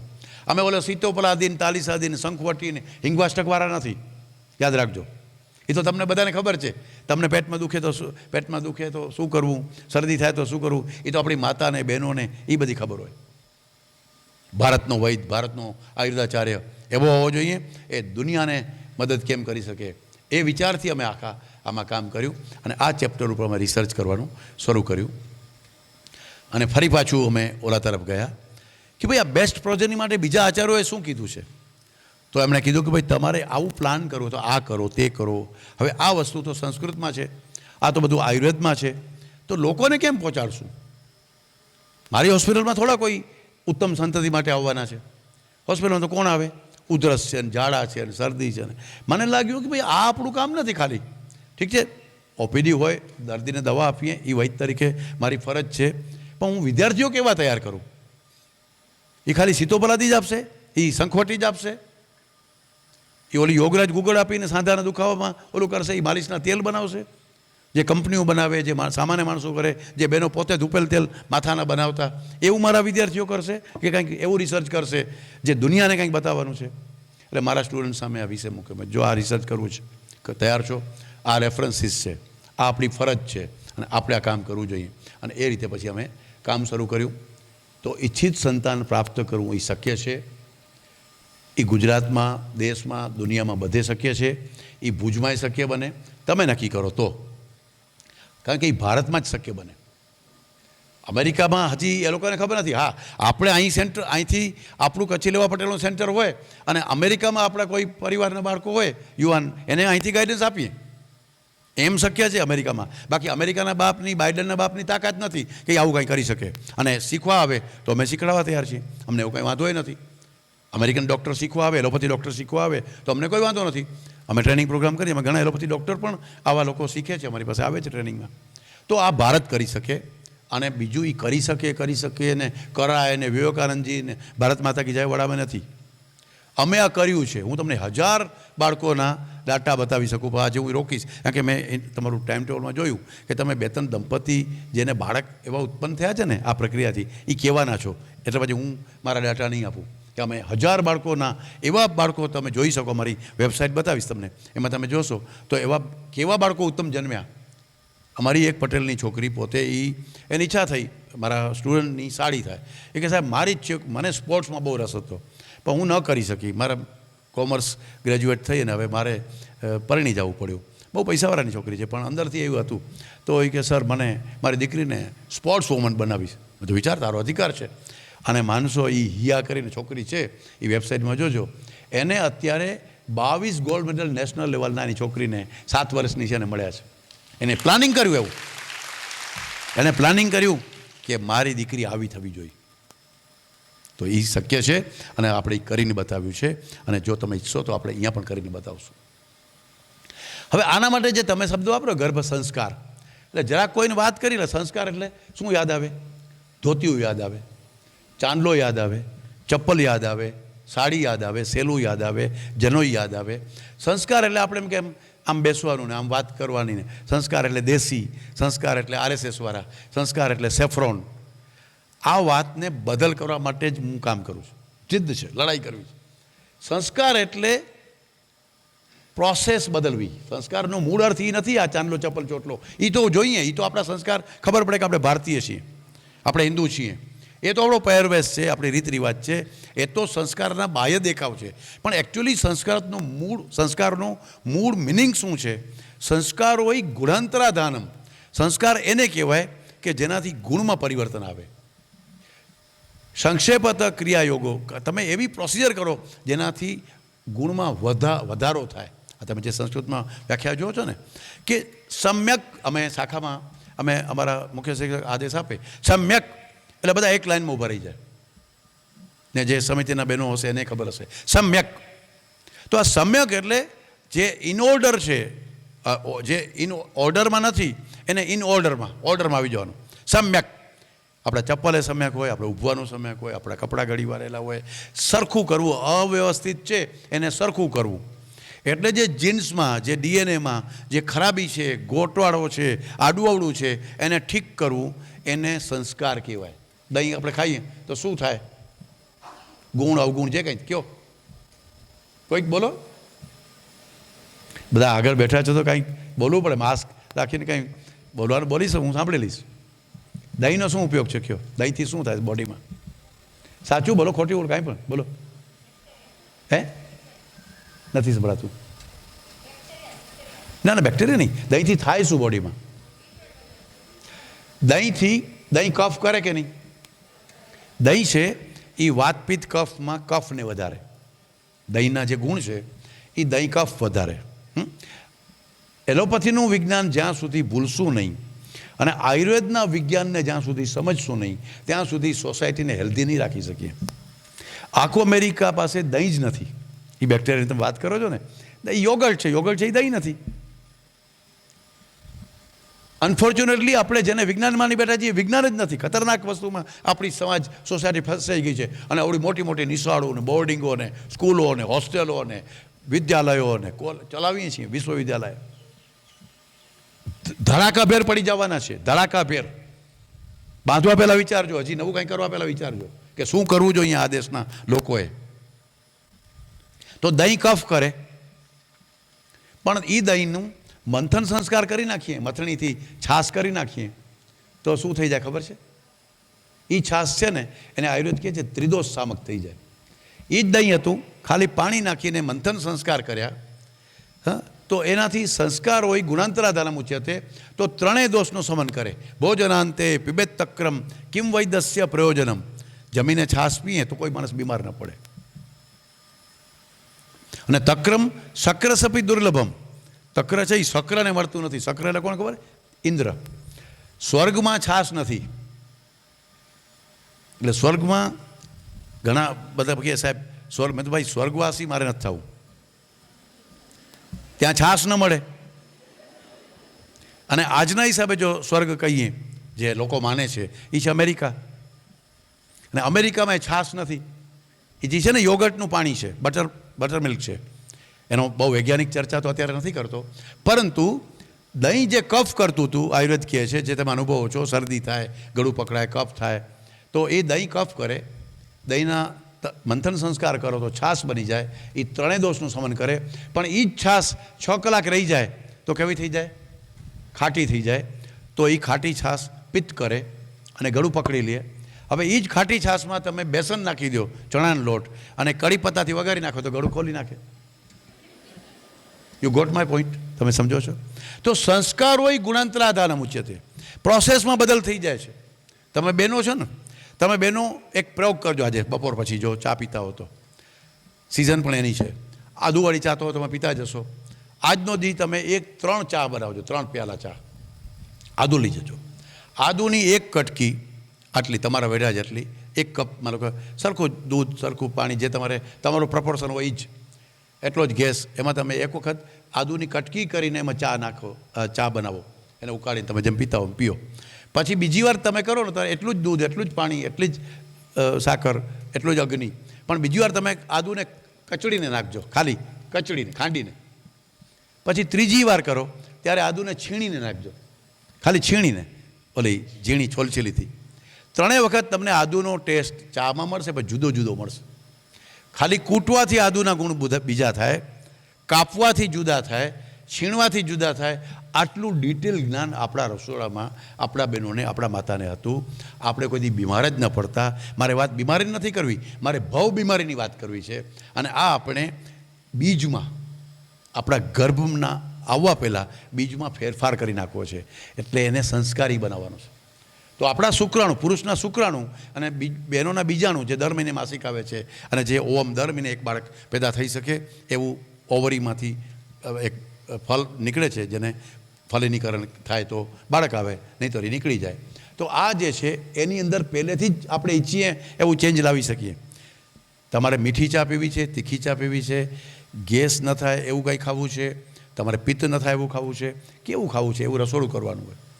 જો આપણે સાંજે ખાલી પાઉંભાજી બનાવવી હોય તોય આપણે સારા રીંગણા ગોતી આવીએ, પછી આ લઈ આવીએ, બટેટા લઈ આવીએ, બ્રેડ ક્યાંથી લેશું વિચારીએ, એને 6 કલાક પહેલાં 12 કલાક પહેલાં એનું હોમવર્ક કરીએ. આપણે લગ્ન કરીએ છીએ એ જ લગ્ન માટે વાડી 6 મહિના પહેલાં બુક કરીએ. વાસણ રાસ રચેલું કેવું દીકરીને કરિયાવરમાં આપશું, સાડીઓ કેવી લેશું, મહેમાનોને કંકોત્રી માટેનું પ્લાનિંગ કરીએ. પણ આવનારું બાળક કેવું હોવું જોઈએ એનો કોઈ વિચાર નથી કરતું. મારી ઈચ્છા એવી છે, હું તમને સહયોગ કરવા તૈયાર છું. તમે ઈચ્છા વ્યક્ત કરી છે એટલે કે કચ્છી લેવા પટેલ સમાજમાં એક એવો વિચાર થાય કે જે આજે કાંતાબેને શરૂઆતમાં જ વાત કરી કે 25 વર્ષ પછી આ સમાજનું બાળક કેવું હોવું જોઈએ એ વિચારી લો. તમારો અધિકાર છે. શાસ્ત્ર વિજ્ઞાન તો મદદ કરશે. તો આ જે કામ છે એ સંસ્કાર કહેવાય. સંસ્કાર એટલે બાહ્ય વસ્તુ નથી, વસ્તુમાં પરિવર્તન કરવું. ભીંડાને એના રોગથી બચાવવું, એની તકલીફથી બચાવવું. એ જ રીતે પુરુષના બીજમાં, સ્ત્રીના બીજમાં એવા ફેરફાર કરવા જે આપને કહું છું. તો આ 3 વસ્તુ જે ઋષિમુનિઓને ખબર હતી કે બીજ, શુક્ર નીકળે પુરુષનું, સ્ત્રીનું જે બીજ નીકળે એને બીજ કહેવાય. પુરુષનો હોય એને સ્પર્મ કહેવાય, સ્ત્રીનું હોય એને ઓવમ કહેવાય. પણ એનો નીચેનો ભાગ એટલે ક્રોમોઝોમ આજની ભાષામાં કહેવાય. એ ચાણક્યને કીધું કે બીજ ભાગ, અને એનાથી પણ નીચે જે આપણે DNA કહીએ છીએ એની વાત પણ મહર્ષિ ચાણક્યને ખબર હતી, એને બીજ ભાગાવ્યા એવું કહેવાય. અને એની અંદર ચેન્જ કરો તો ચેન્જ થશે. ઉપરથી તમે મેકઅપ કરો, ઉપરથી તમે કપડાં બદલાવો, ઉપરથી તમે દાગીના પહેરો, ઉપરથી તો તમે કોઈ એક સેંથો પૂરેલી હાથમાં પૂજાની થાળી લઈ અને પાનેતર પહેરીને એક બેન જાતી હોય મંદિરમાં તો આપણે એમ લાગે ઓ બહુ સંસ્કારી છે. અને એ જ સ્ત્રીને કોકના ઘરમાં જાય, પછી બીજાના ઘરમાં જાય, ત્રીજાના ઘરમાં જાય, પાનેતર તો એ જ પહેર્યું છે, એ જ સેંથો પૂરેલો છે, એ જ શૃંગાર સજેલા છે. પણ અલગ અલગ પુરુષો પાસે જતી હોય એને તમે શું કહો? વસ્ત્ર તો બદલ્યા નથી. એ જ ધોતિયા પહેરેલો, પિતાંબરી પહેરેલો, જનોઈ ધારણ કરેલો, ચોટલી રાખેલો, ચાંદલા ત્રિપુંડ કરેલો પંડિત બ્રાહ્મણ મંદિરમાં પૂજા કરતો હોય અને કોઈ સ્ત્રી ઉપર કુદૃષ્ટિ કરે તો એના ધોતિયાનો વાંક છે, એને જનોઈનો વાંક છે? વાંક કોનો છે? એ જે સંસ્કાર છે ને એ બદલ કરવાનો, એની અંદર કરવું એને સંસ્કાર કહેવાય. એ આપણા ઋષિમુનિઓ કરતા. તમે સાહેબે વાર્તા તો કહો કે ક્યાંથી શરૂ કરવું? એક તો આપણાથી શરૂ કરીએ જ્યારે મોકો મળે ત્યારે. એના અમે SOP બનાવી છે 90 ડેઝની. હવે અમે વહી જ છીએ, અમે આ બધું કામ કરવાનું હતું એટલે અમે એનું આખા શાસ્ત્રોમાં તો ઘણી બધી વિદ્યા આપેલી છે. પણ એમાંથી કોઈ એક સ્ટાન્ડર્ડ બનાવવી પડશે. એટલે SOP, સ્ટાન્ડર્ડ ઓપરેટિંગ પ્રોસિજર. આ બધું આજના જમાનામાં આજે કરવું છે. અમેરિકામાં કરવું હોય તો કરી શકાય, જર્મનીમાં કરી શકાય, ભારતમાં કરી શકાય. પહેલે આપણે ત્યાં કરશું, પહેલાં આપણી જવાબદારી, પછી દુનિયાને જોશું. તો અમે એનો 90 ડેઝનો પ્રોગ્રામ બનાવ્યો. અમે એક સોફ્ટવેર બનાવ્યું છે, એમાં એનું પ્રકૃતિ પરીક્ષણ કરીએ કે એની તાસીર શું છે. એના તાસીર મુજબ એને બધું કરવું પડે. કોકની વાત પ્રકૃતિ હોય, કોકની પિત્ત હોય, કોકની વાત પિત્ત ભેગી હોય, કોકની વાત કફ હોય, કોકની પિત્ત કફ હોય. તો એક સોફ્ટવેર દ્વારા અમે એનું એનાલિસિસ કરી. બાકી પ્રકૃતિની પોતાને ખબર ન હોય. પ્રકૃતિની ખબર કોને હોય ખબર? સાધારણ રીતે હું ઘણાને સમજાવતો હોઉં છું કે પર્સ અને પ્રકૃતિ વિશે વાર્તા કરતો. આ મારું વોલેટ છે, પર્સ છે. આ પર્સમાં કેટલા પૈસા છે એ રાજેશ્રીને ખબર છે, મારા પત્નીને. પરંતુ મારા શરીર, મારા મનમાં, મારા શરીરમાં, મારા સ્વભાવમાં, મારી તાસીરમાં શું છે એ મારી માને જ ખબર હોય. બરાબર? છોકરો આમ મગફળી ખાવા જાય ને, એ બહુ નહીં ખાતો ઝાડા થઈ જશે, તું દહીં ન ખાતા ને શરદી થશે. એની માં તરત અટકાવે એટલે બેટા તું તને સારું પડશે, તારા માટે સારું. તો માને ખબર હોય કે પ્રકૃતિ એટલે તાસીર શું છે. તો હવે એ માને વાજે શીખડાવવું પડે એવી સ્થિતિ છે. એની વે તો અમે આયુર્વેદ બધાની માં છે, ઘરે ઘરે છે. યસ્ય ગ્રહે નાસ્તિ માતા તસ્ય માતા હરિતકી. હરડે છે એ બધાની, જેની ઘરે માં નથી એની માં હરડે છે. હરડે એટલે આયુર્વેદ એમ. તો અમે પ્રકૃતિ પરીક્ષણ એક સોફ્ટવેર થઈ ગયું, પછી નાડી પરીક્ષણ, પછી મેડિકલ એસ્ટ્રોલોજીનો ઉપયોગ કરીએ છીએ કે આ બેનને કેટલામાં દિવસે માસિકનું ચક્ર છે. માસિક જે આવે છે ને એ નક્ષત્ર મુજબ આવે છે, ચંદ્ર મુજબ ચાલે. ચંદ્ર જે રીતે ગતિ કરે છે ને એ તમને ખબર નથી. એનું સાયન્સ આપણે તો એમ કે એ બધું તો સેનેટરી પેડ પી તમે એને સાયન્ટિફિક માનતા થઈ ગયા. જે ખતરનાક વસ્તુ ગાલી દીધી તમારામાં, એના સિવાય તમને કાંઈ જ ખબર નથી, જેના વિશે બહુ જાણવાની જરૂર છે. અને એક પુરુષ તરીકે હું એના વિશે જાજુ બોલું એના કરતાં તમે કોઈક વાર ડૉક્ટર કરિશ્માબેનને બોલાવજો. માત્ર છોકરીઓ પાસે અમે તો આખું પ્રોગ્રામ બનાવ્યો છે, કળીથી કુસુમ સુધી. નાની છોકરી જ્યારે માસિક શરૂ થાય છે ત્યારે એને શું સમજાવવાની જરૂર છે, એની માતાની બાજુમાં બેસાડીને પછી અમે સમજાવી, ઓડિયો વિઝ્યુઅલ બતાવી. એની માતા એની ટીચરને બેસાડી, કળીથી કુસુમ સુધી. અને સૌથી પહેલો કાર્યક્રમ કરો તો એ કરજો. છોકરીને જ ખબર નથી કાંઈ, જ્યારે એ માં બનવા તરફ જઈ રહી છે એના પ્રાકૃતિક ફેરફાર થાય છે. પછી રજો કાલ એટલે કે મેન્સિસ દરમિયાન કેવું ખાવાનું, શું ખાવાનું, કેમ જુદા રહેવાનું, આ બધા શું કારણો છે એનું સાયન્સ છે આખું. પ્રેગ્નન્સીનું મોટું સાયન્સ છે. પ્રી પ્રેગ્નન્સી પ્લાનિંગ જે હું અત્યારે કહી રહ્યો છું, પ્રેગ્નન્સી દરમિયાન શું કરવું, મેનોપોઝ આવે ત્યારે શું કરવું. થાઇરોઇડની હું 50% દવા બંધ કરાવી દઉં, ખાલી તમે આ એક પ્રેઝન્ટેશન જુઓ તો. ખાલી પ્રેઝન્ટેશન જોવાથી, ખાલી ફૂડના ફેરફારથી. આપણે ખબર જ નથી કે કેમ, એલોપેથીને ખબર નથી, એ થાઇરોઇડના એક્સપર્ટને ખબર નથી કે થાઇરોઇડ કેમ આવે છે. એ માત્ર મહિલાઓના જે શારીરિક ફેરફાર છે હોર્મોન્સના એ છે. તો એ અમે એનું બધું ચેક કરી છે અને એ નક્ષત્ર મુજબ, અને એ જ્યોતિષાચાર્યને મેં હેલ્પ લઈ કે આને કયા દિવસે જો કન્સીવ થાય, કયા તિથિના દિવસે, કયા નક્ષત્રમાં, કઈ ઋતુમાં જો ગર્ભાધાન કરે તો ઉત્તમ બાળક આવે. એ અમે બેયની હોરોસ્કોપ, બંનેની કુંડળી લઈએ, એની સાથે વાતચીત કરીએ. વૈજ્ઞાનિક અને જ્યોતિષ એટલે એને મેડિકલ એસ્ટ્રોલોજી, એ બે ભેગું અમે કરીને પછી એનું અમે કહીએ કે ભાઈ તમે આ દિવસોમાં કન્સીવ થાવ ને, મેળાપ કરો, ભેગા મળો તો તમને ઉત્તમ બાળક થશે. અમે એને એ તિથિ આપી દઈએ પહેલેથી કે આટલી આટલી તિથિ તમારા માટે સારી છે, આટલી તિથિ તમારે ન કરાય. જે કયા ધૂમાં આપણે વાત કરી તો સાયન્સ કહે જ છે કે ધ્યાન રાખો, ક્રોસિંગ આવે છે, ફાટક બંધ છે તો અત્યારે ન જાઓ, અને ખુલ્લું ફાટક છે ને છતાંય તમે જાઓ તો એક્સિડન્ટ થવાની શક્યતા છે. તો આપણી પાસે મેડિકલ એસ્ટ્રોલોજી નામનું સાયન્સ છે અને એનો આપણે ઉપયોગ કરી શકીએ. પછી બોડી ક્લિન્ઝિંગ, જેમ આપણે નાહીને શરીરને શુદ્ધ કરીએ છીએ એ જ રીતે અંદર સુધી કરવાની હોય. સેલ્યુલર ક્લિન્ઝિંગ એને કહેવાય. ઇનર ક્લિન્ઝિંગ, મોઢું સાફ કરીએ પણ અંદરના સેલ્સને કેમ સાફ કરશું, તો એની શરીર શુદ્ધિને. એ જ રીતે મનની શુદ્ધિ કરવી પડે. ઉત્તમ બાળક જોતું હોય તો મનની શુદ્ધિ કરવી પડે. આ બધાને કહેવાય પ્રી કન્સેપ્શનલ મેઝર્સ, સેલ્યુલર ક્લિન્ઝિંગ. એના માટે 90 દિવસ જોઈએ આખું બધું મળીને મેક્ઝિમમ. કોઈને થોડા દિવસમાં, માસિક કેટલા દિવસે આવે છે એના આધારે થોડું બધું ટાઈમ ટેબલ બને. એ તો એની સાથે બેસવું પડે, કાઉન્સેલિંગ કરવું પડે, એ વૈદ્યને સમજાવે અને એના આધારે પછી આખું પ્લાનિંગ થાય. તો આ 90 દિવસ એને આખું કહેવાય ગર્ભાધાન પૂર્વ સંસ્કાર. બાળક આવવા પહેલાં બધું આટલું કરવું પડે. બાળક નક્કી કરવા, રાખવા પહેલાં, હજી રાખ્યું નથી, રાખવા માટેની આટલી પ્રોસિજર છે અને એનું આખી SOP બનાવી છે, એનો સોફ્ટવેર બનાવ્યો છે. એના આધારે 1000 બાળકો જન્મ્યા છે, એ તમે વેબસાઇટમાં જોજો. અને આ ગર્ભાધાન સંસ્કાર છે એ 5 દિવસ હોય અને એના માટે એન્વાયરમેન્ટ જોઈએ. એના ખાસ મંત્રો વેદોમાં, ઉપનિષદમાં, આયુર્વેદમાં, અને અમે એ મંત્રોની સીડી બનાવી છે. એ એના બેડરૂમમાં રાખે. એના એ 5 દિવસોમાં એને કેવા વસ્ત્ર પહેરવાના પતિ પત્નીએ, એને કયું ફૂડ લેવાનું જેથી એને એવું જ બાળક, એની ઈચ્છા હોય મુજબ બાળક, અને એવો કયો મંત્ર એણે સાંભળવાનો બેડરૂમમાં સંભોગ ટાઈમે, એ બધું અમે એને આપીએ છીએ. ત્યારે એ 5 દિવસ એને પ્રોટોકોલ આપીએ છીએ. અને એ આખી પ્રક્રિયા થઈ પ્રી કન્સેપ્શનલ. હવે જે થોડીક ઝડપથી કહી શકાય ને થોડું ઉતરશે. ઓલો આખી વૈજ્ઞાનિક પ્રક્રિયા વધારે હતી, એમાં વૈદનો રોલ વધારે હતો. હવે તમારે ઘરે કરવાનું છે, આમાં વૈદનો રોલ થોડો ઓછો છે. તો એન્ટીનેટલ કેર, કોઈ પ્રેગ્નન્સીના સમાચાર આવે એટલે પછી તો ઓલા સાસુ છે એટલે કે એ ગોદડીઓ બનાવે. મને કાલે હમણાં ફોન આવ્યો કે અમે 100 ગોદડી બનાવી છે અને કાર્યક્રમ રાખવો. અરે મેં તો છોકરીઓ તો આવવા દો, પણ હવે એ આમ સાસુ છે ને એને મનમાં આવે એટલે એનો ભાવ છે. તો સાસુ ગોદડી બનાવે, ઓલા જબલા બનાવે, પહેલાં છે એ શું કહેવાય મોજા બનાવે. બેન પોતે પણ કંઈક કરતી હોય, પણ એના કરતાં સગર્ભાવસ્થામાં કરવાનું શું છે જેના માટે તમે બનાવો છો, નહીં તો એ તમને બનાવી જશે મોટો થઈને. બરાબર. તો આ વાત મહત્ત્વની છે. અને એના 4 ફેક્ટર છે: આહાર, વિહાર, રક્ષાકર્મ અને સદવૃત્ત. આ 4 ઉપર જ આખો આધાર છે એ બાળક કેવું થશે એનો. એક ફૂડ પ્લાનિંગ, 9 મહિનાનું ફૂડ પ્લાનિંગ અલગ છે. એમાં કાંઈ પ્રોટીન ને વિટામિન ને કેલ્શિયમ ને કાંઈ હાલે જ નહીં. એ થોડા દિવસોમાં હંબક વિચારો બધા તૂટી પડવાના છે. એટલે કેલ્શિયમ નથી જોતું એવું નથી કહેતો પાછો. કેલ્શિયમના નામે જે અપાય છે, ફોલિક એસિડના નામે જે અપાય છે, અથવા જે વિચારથી જે સિદ્ધાંતથી અપાય છે, એ બહુ અધૂરા છે. એમાં ઉત્તમ બાળક ન થાય.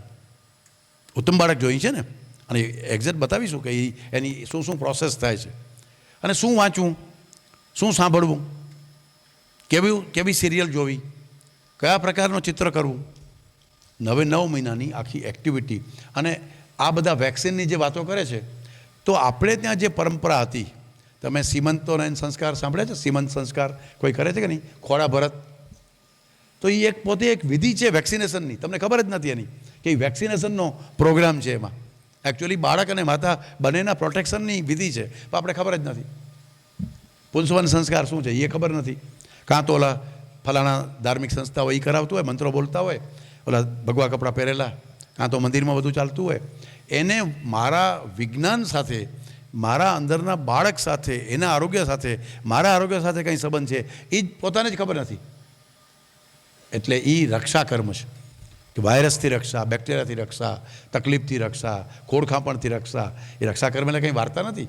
હું કહીશ જ્યારે એનો મુદ્દો આવશે ત્યારે શું હોય છે. તો સૌથી પહેલાં તો ફૂડ પ્લાનિંગ. હું તમને 2-3 મહિનાનું પ્લાનિંગ બતાવું, એટલો તો સમય નથી કે 9 મહિનાનો અત્યારે બતાવું, અને પાછું દરેક કપલ વાઇઝ થોડું બદલે પણ છે. તો સૌથી પહેલું સ્પેશિયલ ડાયટ પ્લાન શું? ત્યારે કે પહેલો મહિનો તો મહર્ષિ ચરક એમ કહે છે, તત્ર પ્રથમ માસી ગર્ભ કલલમ જાય છે.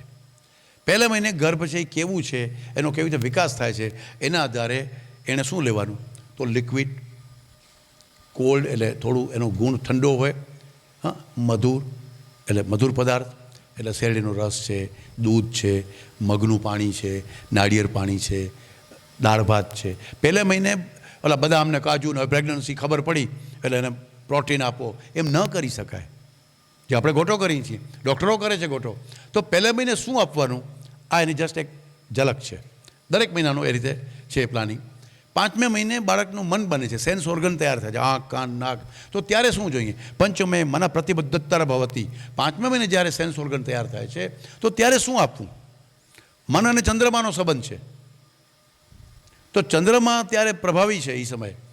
તો ચંદ્રમા છે તો ત્યારે ખીર જોઈએ, ચોખા જોઈએ, દૂધ જોઈએ, રાગ પુણ્ય ધનશ્રી સાંભળવો પડે, મોતીની માળા કે મોતીની વીંટી પહેરવી પડે.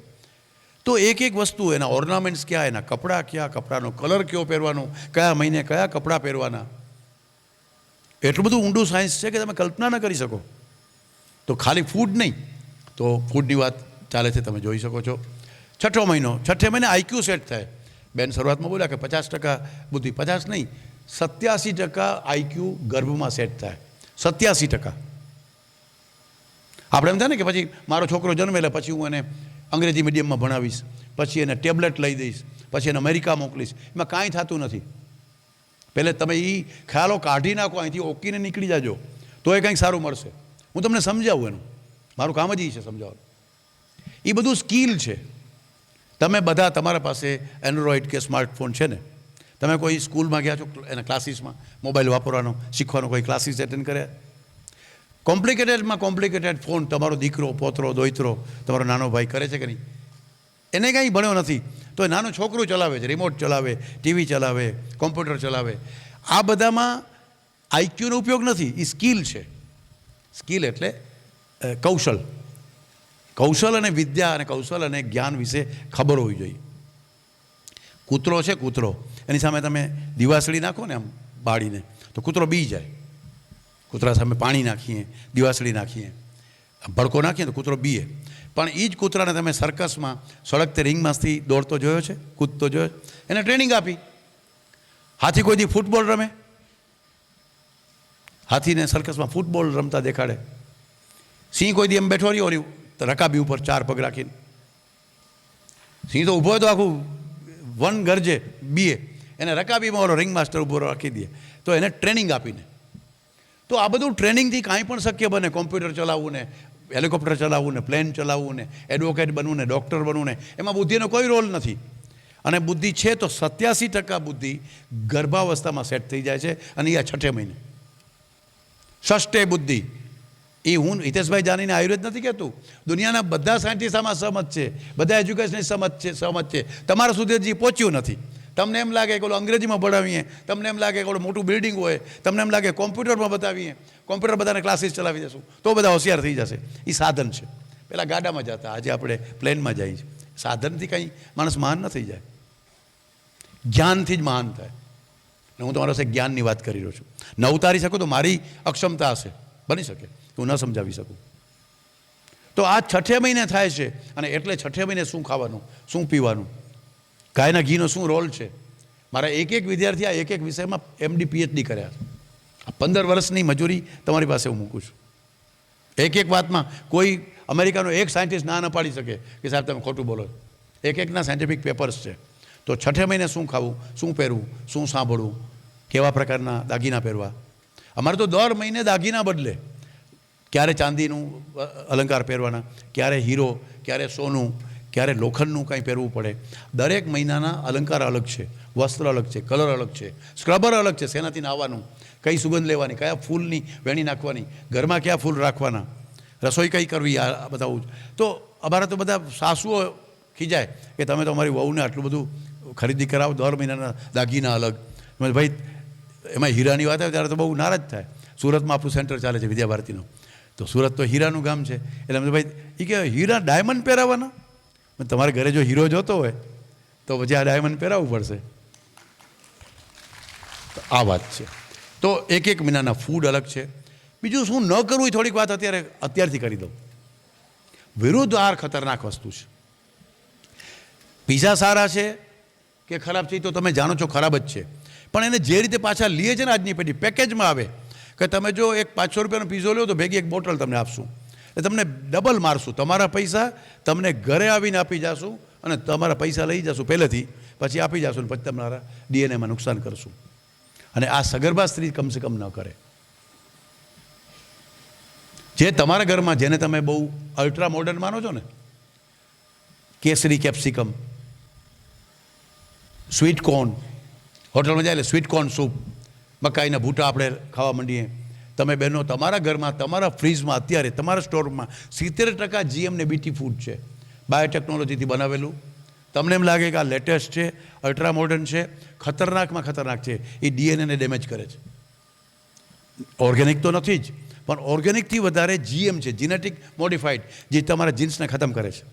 સીડલેસ દ્રાક્ષ મેં આમાં બતાવી નથી, દ્રાક્ષ સીડલેસ દ્રાક્ષ હમણાં આવશે શિયાળો, એટલે એવી મીઠી મીઠી દ્રાક્ષ.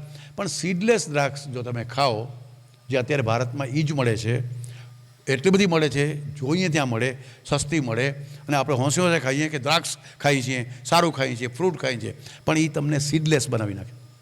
તમારા શુક્રાણુ ને તમારી છોકરીઓના બીજાણુને ખતમ કરી નાખે. એને બાળકો જ ન થાય. કારણ કે એની અંદર એવો એક ડીએનએ નાખવામાં આવ્યો છે કે એમાં બીજ ન થાય. તો દ્રાક્ષને બીજ ન થાય તો આપણે બીજ ન થાય, એ એમાં અવગુણ આપણા ભેગો ઉતરે, અંદર ડીએનએમાં આવે. આ વાત તમે સાંભળી પણ નહીં હોય ને તમારા ઘરમાં, તમારા સ્ટોરમાં, તમારા ફ્રીજમાં બધું પડ્યું છે. દેશી જેટલું હશે ને એટલું તમને આગળ વધારશે. આના ઉપર જે રિસર્ચ થાય છે કે ડાયટથી શું ફેર પડે. હવે યુરોપ ને અમેરિકાની અંદર લોકો આ વાત સમજવા માંડ્યા છે. અમારી સાથે જોડાયેલા લોકો એ પોતાની વેબસાઇટમાં મૂક્યું છે કે ડાયટનો પ્રેગ્નન્સીમાં શું રોલ છે. લાંબુ તો એમાં અત્યારે નહીં કરું, પરંતુ લેબ રૂટ્સ કરીને જે આખો એક પોર્ટલ છે, એમાં જે ભણેલા બહેનો છે એ જાજો તો તમને એ જાણવા મળશે કે શું ચેન્જ થાય. થોડી સ્પેશિયલ શિડ્યુલ કહી દઉં તો એમાં અલગ અલગ પ્રકારના બાથ, એટલે સ્નાન કેમ કરવું, ઓર્નામેન્ટ્સ ક્યાં પહેરવા, એક્સરસાઇઝ કઈ કરવી. આમ સગર્ભાવસ્થામાં વ્યાયામ સારો, એક્સરસાઇઝ કરો એવું ન હોય. કઈ કરવાની, કયા મહિને કયું કરાય આસન. આમ બાબા રામદેવની સીડી લઈને બેસી જાય એવું ન થઈ શકે. બાબા રામદેવ સારા, યોગ સારું, આસન સારા, પ્રાણાયામ સારું, પણ સગર્ભાવસ્થામાં કયા મહિને કરવાનું. 5મો મહિનો છે તો કયું આસન કરવાનું, 6મો મહિનો છે તો કયું આસન બેસ્ટ છે. એનું એક પ્લાન છે, એનું એક વિજ્ઞાન છે. તો એ બધા વિષય આવશે. એમાંનું અમે જે કરીએ છીએ ખાલી તમારા માટે. કારણ શું છે, આ બધી એક્સરસાઇઝ શું કામ છે? Fitness is the hardware, bunch of 6 software. આ જે દેખાય છે ને હાર્ડવેર, હિતેશભાઈ જાની કે કૌશલ્યાબેન ને પારુલબેન ને હિતેશભાઈ ને મગનભાઈ, એ તો હાર્ડવેર છે. આ હાર્ડવેર છે. આની અંદર 6 સોફ્ટવેર જેટલા સોફ્ટવેર છે એના મુજબ એનું પ્લાનિંગ કરવું પડે. એટલે બ્રેઇન બનાવવું છે તો કેવું બ્રેઇન બનાવવાનું, મન બનાવવું છે તો કેવું. એ ચંચલ ન હોવું જોઈએ, અતિ ચંચળ ન હોવું જોઈએ. ચંચળતા યોગ્ય માત્રામાં હોવી જોઈએ. પણ માણસ જો આટલો ચંચળ બનશે તો એ સ્થિર નહીં રહે. એની બુદ્ધિ હોવી જોઈએ. બુદ્ધિ કેવી હોવી જોઈએ? વિવેક બુદ્ધિ હોવી જોઈએ. તો એ ક્યાંથી આવે? એ બદામથી આવે, એ કાજુથી આવે? એ ના આવે. તો એની અલગ અલગ કોર્સ ઉપર અલગ અલગ ઇમ્પેક્ટ છે. અમે અલગ અલગ પ્રકારની સગર્ભા બહેનોને બોલાવી અમારું આખું એક વેદગર્ભ વિહાર, તમે પણ ધારો તો કરી શકો. અમે આખું સગર્ભા બહેનો માટેનું જ એક સેન્ટર બનાવ્યું છે, ઇકો ફ્રેન્ડલી. કચ્છથી જ કારીગર બોલાવ્યા. ત્યાં સિમેન્ટ નથી, પ્લાસ્ટિક નથી, સ્ટીલ નથી, કાંઈ આ કહેવાતી કોઈ વસ્તુ નથી. અને જે કુદરતની અંદરથી જે તત્વો મળે છે ને જે મળવા જોઈએ બાળકને, એ બધું ત્યાં અમે આપવાની કોશિશ કરીએ. અલગ અલગ ડૉક્ટર હોય ને, યોગના એક્સપર્ટ હોય, એ જ કરાવે, ગમે એ માણસ ન કરાવે. ખાલી યોગનો એક્સપર્ટ છે ને, યોગ જાણે છે ને, આસન જાણે છે ને, જીમ ચલાવે છે એટલે એને બધું આવડતું હશે નહીં. જનરલ માણસ માટે એ બરાબર હશે, પણ સગર્ભા બહેનોને કયા મહિને કયા આસન, કયા પ્રાણાયામ કઈ રીતે કરાવવાનું એની ખાસ પૂનમ પટેલ મારી વિદ્યાર્થીની છે, ડૉક્ટર પણ છે અને યોગની એક્સપર્ટ છે, એ જ કરાવે, એને જ અધિકાર, ગમે ન કરાવે. તો વિવિધ આસનો કયા મહિને ક્યાં કરવાના એ બધા, કારણ કે પંચમે મના પ્રતિબુદ્ધતર અભાવથી, 5મા મહિનામાં તમે જે માણસનું ધારો એવું મન બનાવી શકો, 6ઠે મહિનામાં બુદ્ધિ તમે ધારો એવું બુદ્ધિમાન બનાવી શકો છો. આ બધા અલગ અલગ રિસર્ચ થાય છે, જે કંઈ અત્યારે તો એના વિશે બહુ વાત નથી કરવી, પરંતુ તમને 2-4 વસ્તુ કરું કે ચરકે એમ કીધું, મહર્ષિ ચરકે, કે આવું શું કામ કરવાનું ભાઈ? સગર્ભા સ્ત્રીનું ધ્યાન રાખવું, સગર્ભા સ્ત્રીને ખુશ રાખવી, એવું મહર્ષિ ચરકે કીધું. અને આ જે સૂત્ર છે ને, સૌમનસ્ક જનનમ, એમ મહર્ષિ ચરકે કીધું. અને એની સાથે એની નાની ટિપ્પણી આપી છે મહર્ષિ ચક્રપાણીએ, કે સગર્ભા સ્ત્રીને એવી રીતે રાખો. એ કોના માટે? સગર્ભા સ્ત્રી માટે નથી કીધું, એની સાસુ, એની નણંદ, એનો વર, એના ઘરના જેટલા વડીલો છે એના માટે ઉદ્દેશીને એક નાનું સૂત્ર આપ્યું કે આ બેનનું બહુ ધ્યાન રાખો. કેવું ધ્યાન રાખો? એના માટે ઉદાહરણ આપ્યું કે જેમ આપણા હાથમાં એક કાચનું પાત્ર હોય અને તેલ કે ઘીથી કે દૂધથી છલોછલ ભરેલું હોય અને પગથિયા ઉતરવાના, દૂધનું કે ઘીનું કે તેલનું ટીપું ન પડવું જોઈએ, વાસણ હાથમાંથી છટકે નહીં અને પગથિયા ઉતરી જવાના. એમ તમારી સગર્ભા, તમારી દીકરીને, બેનને એવી રીતે રાખવાની. વિચાર તો કરો, કેવા ઋષિ મુનિએ કેવી વાત કરી. તો એ સેપે સેપ સરસ રીતે તમારા ઘરમાં એક મહાન બાળક આવવાનું છે, તો તમારે બહુ ધ્યાન રાખવાનું. કોણે? સાસુએ, નણંદે, એના ધણીએ. ખાલી ભાઈએ પોતે ધ્યાન રાખવાનું બહેનો એટલું જ નથી, બધાએ મળીને એક નવું બાળક, એક સંતાન લાવવાનું છે ભારત માટે, એમ મહર્ષિ ચરક કહે છે. અને હું તમને એના કારણો બતાવું. હવે એને શું શું કરવાનું? તો એને હંમેશા પ્રસન્ન રહેવાનું, રાખવાની. ઇતિહાસ અને ધર્મગ્રંથોનું વાંચન, રામાયણનું બધું નથી વાંચવાનું, એનું બાલકાંડ કે સુંદરકાંડ વાંચવાનું. કિષ્કિંધાકાંડમાં એ ડરી જશે બાળક, અને એ યુદ્ધની વાત, એ રાક્ષસીની વાત. બાલકાંડ, સુંદરકાંડ, ગુરુ અને બ્રાહ્મણોની પૂજા, જેમાંથી વડીલોના આશીર્વાદ રોજ લેવાના, ગૌ પૂજા કરવાની, દેવદર્શન માટે જવાનું, અને મંગલ અને સ્વસ્તિ વાચન એના અમે ડીવીડીને સીડીને બનાવી છે. તો આ બધું એને કરવાનું. હવે એનું આપણો જ માધાપરનો જ છોકરો, મારો વિદ્યાર્થી, અત્યારે તો એ મારા પછી પ્રિન્સિપાલ છે, એણે રિસર્ચ કર્યું. જોજો કે સારું વાંચીએ તો શું થાય. માનો કે રામાયણનું બાલકાંડ વાંચીએ તો શું થાય.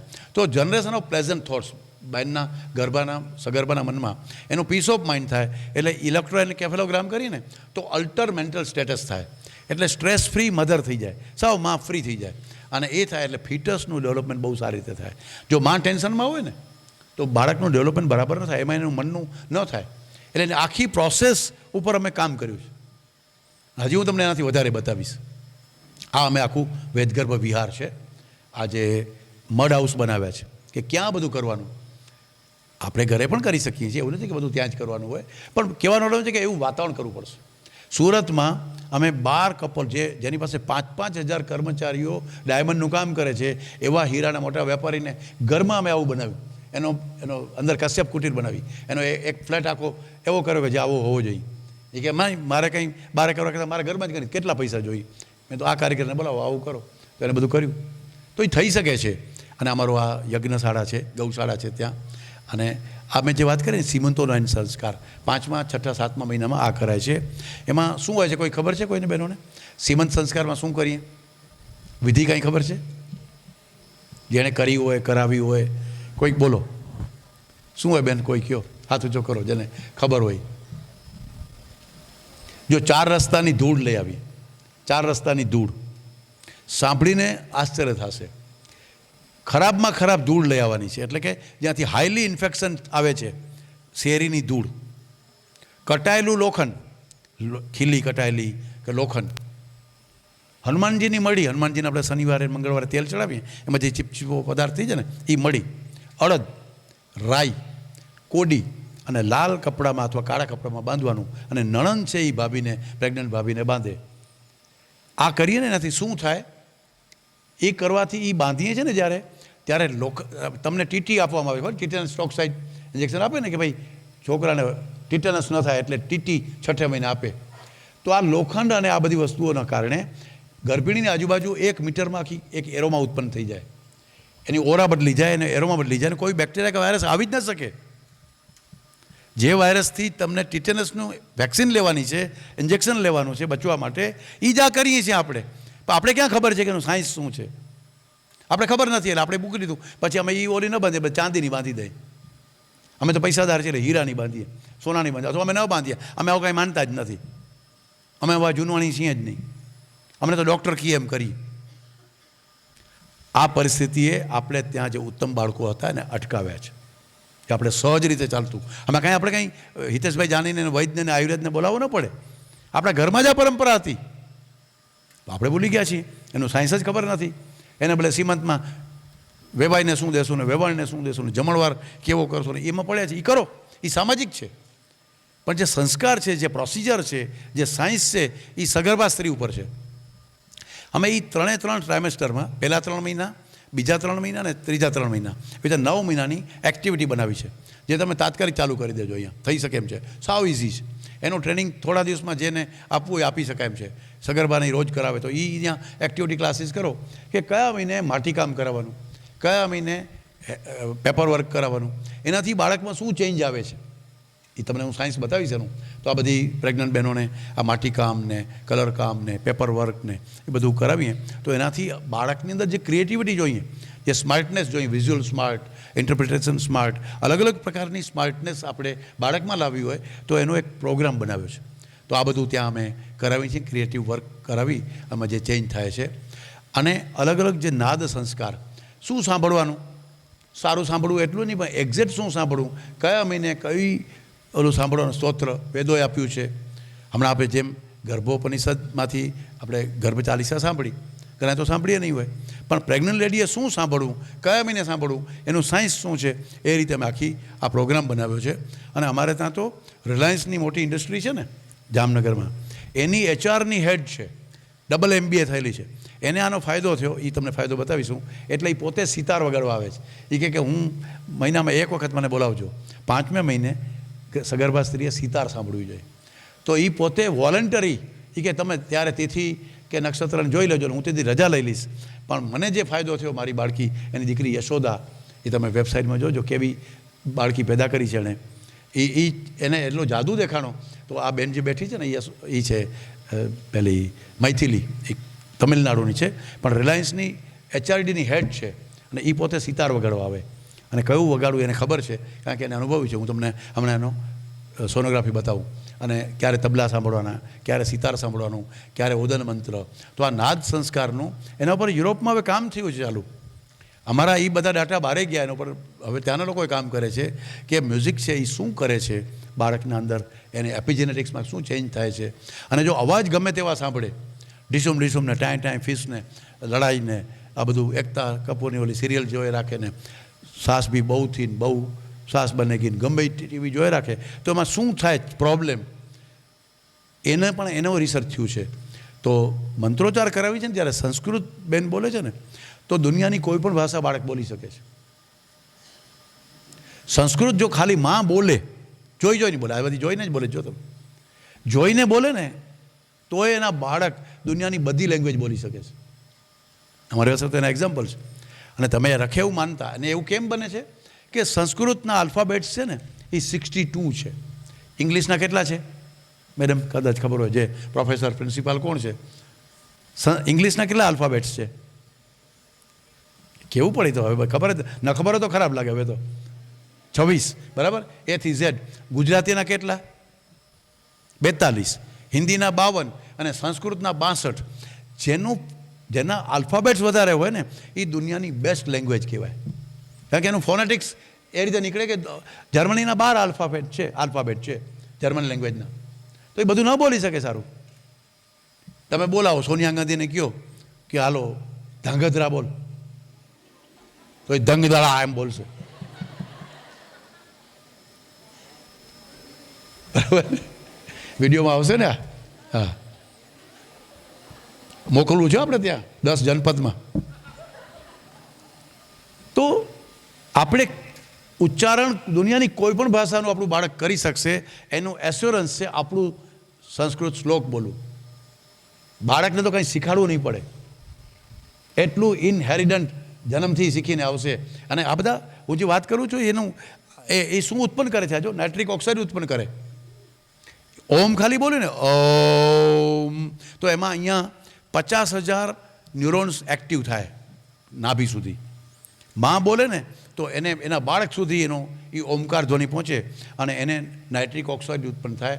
અને બીજી કેટલી ઇમ્પ્રુવમેન્ટ થાય છે તમે આમાં સ્ક્રીનમાં જોઈ શકશો. અને એ બધું દુનિયા. હવે તમને હું નાનકડું એક એવું વિઝ્યુઅલ બતાવું છું કે આ વિઝ્યુઅલ તમે જુઓ. આ એ મૈથિલીને એ લોકોના છે. એક સગર્ભા સ્ત્રીને 11 મિનિટ સુધી ઘોંઘાટવાળું મ્યુઝિક, રોક મ્યુઝિક જે કહે ને, પશ્ચિમી સંગીત, તાકદિંગ જે કંઈ વાગતું હોય એ સંભળાવ્યું. અને બાળકનું 4Dથી એનો વિડીયો લીધો. તમે જુઓ છો બાળક રડે છે, ડરી ગયું બાળક. પોપ મ્યુઝિકથી, રોક મ્યુઝિકથી, ઘોંઘાટિયા સંગીતથી, અવાજથી બાળક ડરી ગયું. એને અમે અડધી કલાક શાંત રાખી, ગાયનું દૂધ પીવડાવ્યું, પછી એને રામાયણની ચોપાઈ સંભળાવી બેનને. આ બધું બેનને કર્યું છે. બાળકમાં શું થાય છે તમારે જોવાનું. અને રામાયણની ચોપાઈ સંભળાવી તો બાળક ખુશ થઈ ગયું. ઠોકો તાળી.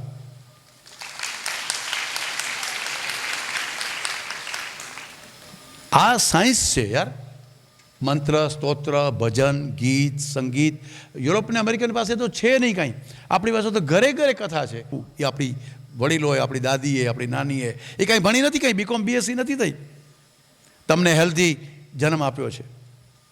આપણી માં એ કાંઈ ગ્રેજ્યુએટ નથી થઈ, એણે તમને જન્મ આપ્યો છે. યાદ કરજો. એટલે ગ્રેજ્યુએશન ન થવું કે શિક્ષણ લેવું મારું કહેવાનું નથી, પણ આપણું જે સંસ્કાર છે ને એ જુદી વસ્તુ છે. એને સમજો. કારણ કે આપણે ફિઝિયોલોજીકલ, ઇમ્યુનોલોજીકલ અને ઓવરઓલ આપણે ગ્લોબલ સિટીઝન પેદા કરવો છે. આપણે આપણા પૂર્વજોએ કીધું છે કે એતદ્દેશસ્ય પ્રસૂતસ્ય સકાશાદ અગ્નિજન્મનામ સ્વમ ચરિત્રમ શિક્ષેરન પૃથિવ્યા સર્વ માનવા. આપણા ઘરમાં એવું બાળક પેદા થાય કે એ ભુજ માટે, માધાપર માટે, સુખપર માટે, માનકુવા માટે, કચ્છ માટે, ગુજરાત માટે, દેશ માટે, દુનિયા માટે મોડેલ બને. એ આપણે કરવું છે. એટલે આપણે એવું કામ કરવું છે. કારણ કે બાલો હિ બલમ રાષ્ટ્રસ્ય. જેની શાખામાં બાલ છે એની આવતીકાલ છે. આપણે કદાચ જેવું હશું પણ હવે આપણી પેઢી આપણાથી સારી આવે, ઉત્તમ આવે, એ જ આપણું કામ છે. આયુર્વેદિક ઇમ્યુનાઇઝેશનનો અમે એક પ્રોગ્રામ ચલાવીએ છીએ. ભારતનું સૌથી પહેલું સુવર્ણપ્રાશન. કદાચ તમે બાળક પેદા કરવાનું પ્લાન કરો, પણ એક સુવર્ણપ્રાશનનો પ્લાન કરો. દર મહિને ખાલી પુષ્ય નક્ષત્રના દિવસે તમારા સમાજના બાળકોને 0 થી 12 વર્ષ સુધી જ ખાલી મહિનામાં એક જ વાર આ ટીપા પીવડાવવાના. કોઈ વેક્સિન ન લેવી પડે. 72 વેક્સિન આજ થઈ ગઈ છે. કોવિડની તન વેક્સિન, કોઈ એનો અંત જ નથી. BCGની વેક્સિનને, પોલિયોની વેક્સિનને. એની સામે આ ભારતનું દુનિયાનો આમાં સારામાં સારું 1000 વર્ષ આપણે કર્યું હતું, વચ્ચે ભૂલી ગયા હતા. પણ આપણે વિદ્યા ભારતીને સાથે મળીને આખા ગુજરાતમાં 5000 બાળકોમાં કરીએ છીએ. હવે આરોગ્ય ભારતી, વિદ્યા ભારતી, બીજા સંગઠનો સાથે મળી અત્યારે 20,000 બાળકોને કરીએ છીએ. કચ્છમાં જો આપણે લઈએ, કમસે કમ તમારા સમાજમાં મોહિમ લ્યો તો મહિના દિવસે એકવાર પુષ્ય નક્ષત્ર હોય, દર 27મા દિવસે ખાલી બાળકોના ટીપા પીવડાવવાના. એક પણ રોગ નહીં થાય, એક પણ જાતની તકલીફ નહીં થાય, કોઈ વાયરસ હેરાન નહીં કરે, કોઈ વેક્સિન ન લેવી પડે. એટલું મોટું અમારી પાસે એનું સાયન્સ છે. કમસે કમ તમે આનાથી શરૂ કરો. આ જ આપણું કામ છે. ભારત પહેલાંય સમર્થ હતું, ભારત આજે પણ સમર્થ છે. ભારત સ્વિચ ઓફ નથી થઈ ગયું, આવતીકાલે પણ સમર્થ બનશે. આપણે બધાએ પ્રયત્ન કરશું. અને તમે જે પહેલ કરી છે, હું અહીંના મહિલા મંડળને, યુવક મંડળને, કચેલેવા પટેલ શિક્ષણ અને આરોગ્ય સમિતિ અને કચેલેવા પટેલ સમાજનો ખૂબ આભાર માનું છું કે આવી એક સરસ વાત કરવાનો તમે મને મોકો આપ્યો. એક વેલનેસ રેવોલ્યુશન લાવવું છે, દુનિયાને બદલ કરી દેવી છે, મજા કરાવવી છે. ભારત શું છે એ આપણે ભારતના લોકોએ પોતે પહેલે એની આનંદ, એની મજા લેવી છે. દુનિયાને પણ એ મજા આપશું. અમારી વેબસાઇટ છે www.vedgarba.com. એમાં તમે વિઝિટ કરજો. આ બધા પ્રેઝન્ટેશન તમે જોઈ શકશો. તમે ગમે ત્યારે આ કામ શરૂ કરો એવી મારી શુભેચ્છા છે. એમાં અમારો જે કંઈ સહયોગ હશે એ કરીશું. ધન્યવાદ. ભારત માતા કી જય. હું બધાને એ પૂછવા માંગુ છું કે આમાં જે સાહેબે આપણને જે સમજાવ્યું, જે જ્ઞાન પીરસ્યું ગર્ભ સંસ્કાર વિશે, એમાં હજી પણ કોઈને ડિટેલ્સમાં જાણવું હોય, કોઈને કાંઈ પ્રશ્ન હોય કે જેમાં કાંઈ સમજણ કદાચ ના પડી હોય, એ આપ અત્યારે પૂછી શકો છો. કોઈને જે કાંઈ પણ પ્રશ્ન હોય. ઘરસિયા પ્રિયંકા, માનકુવાથી આવું છું. ઓકે, M.Com કર્યું છે.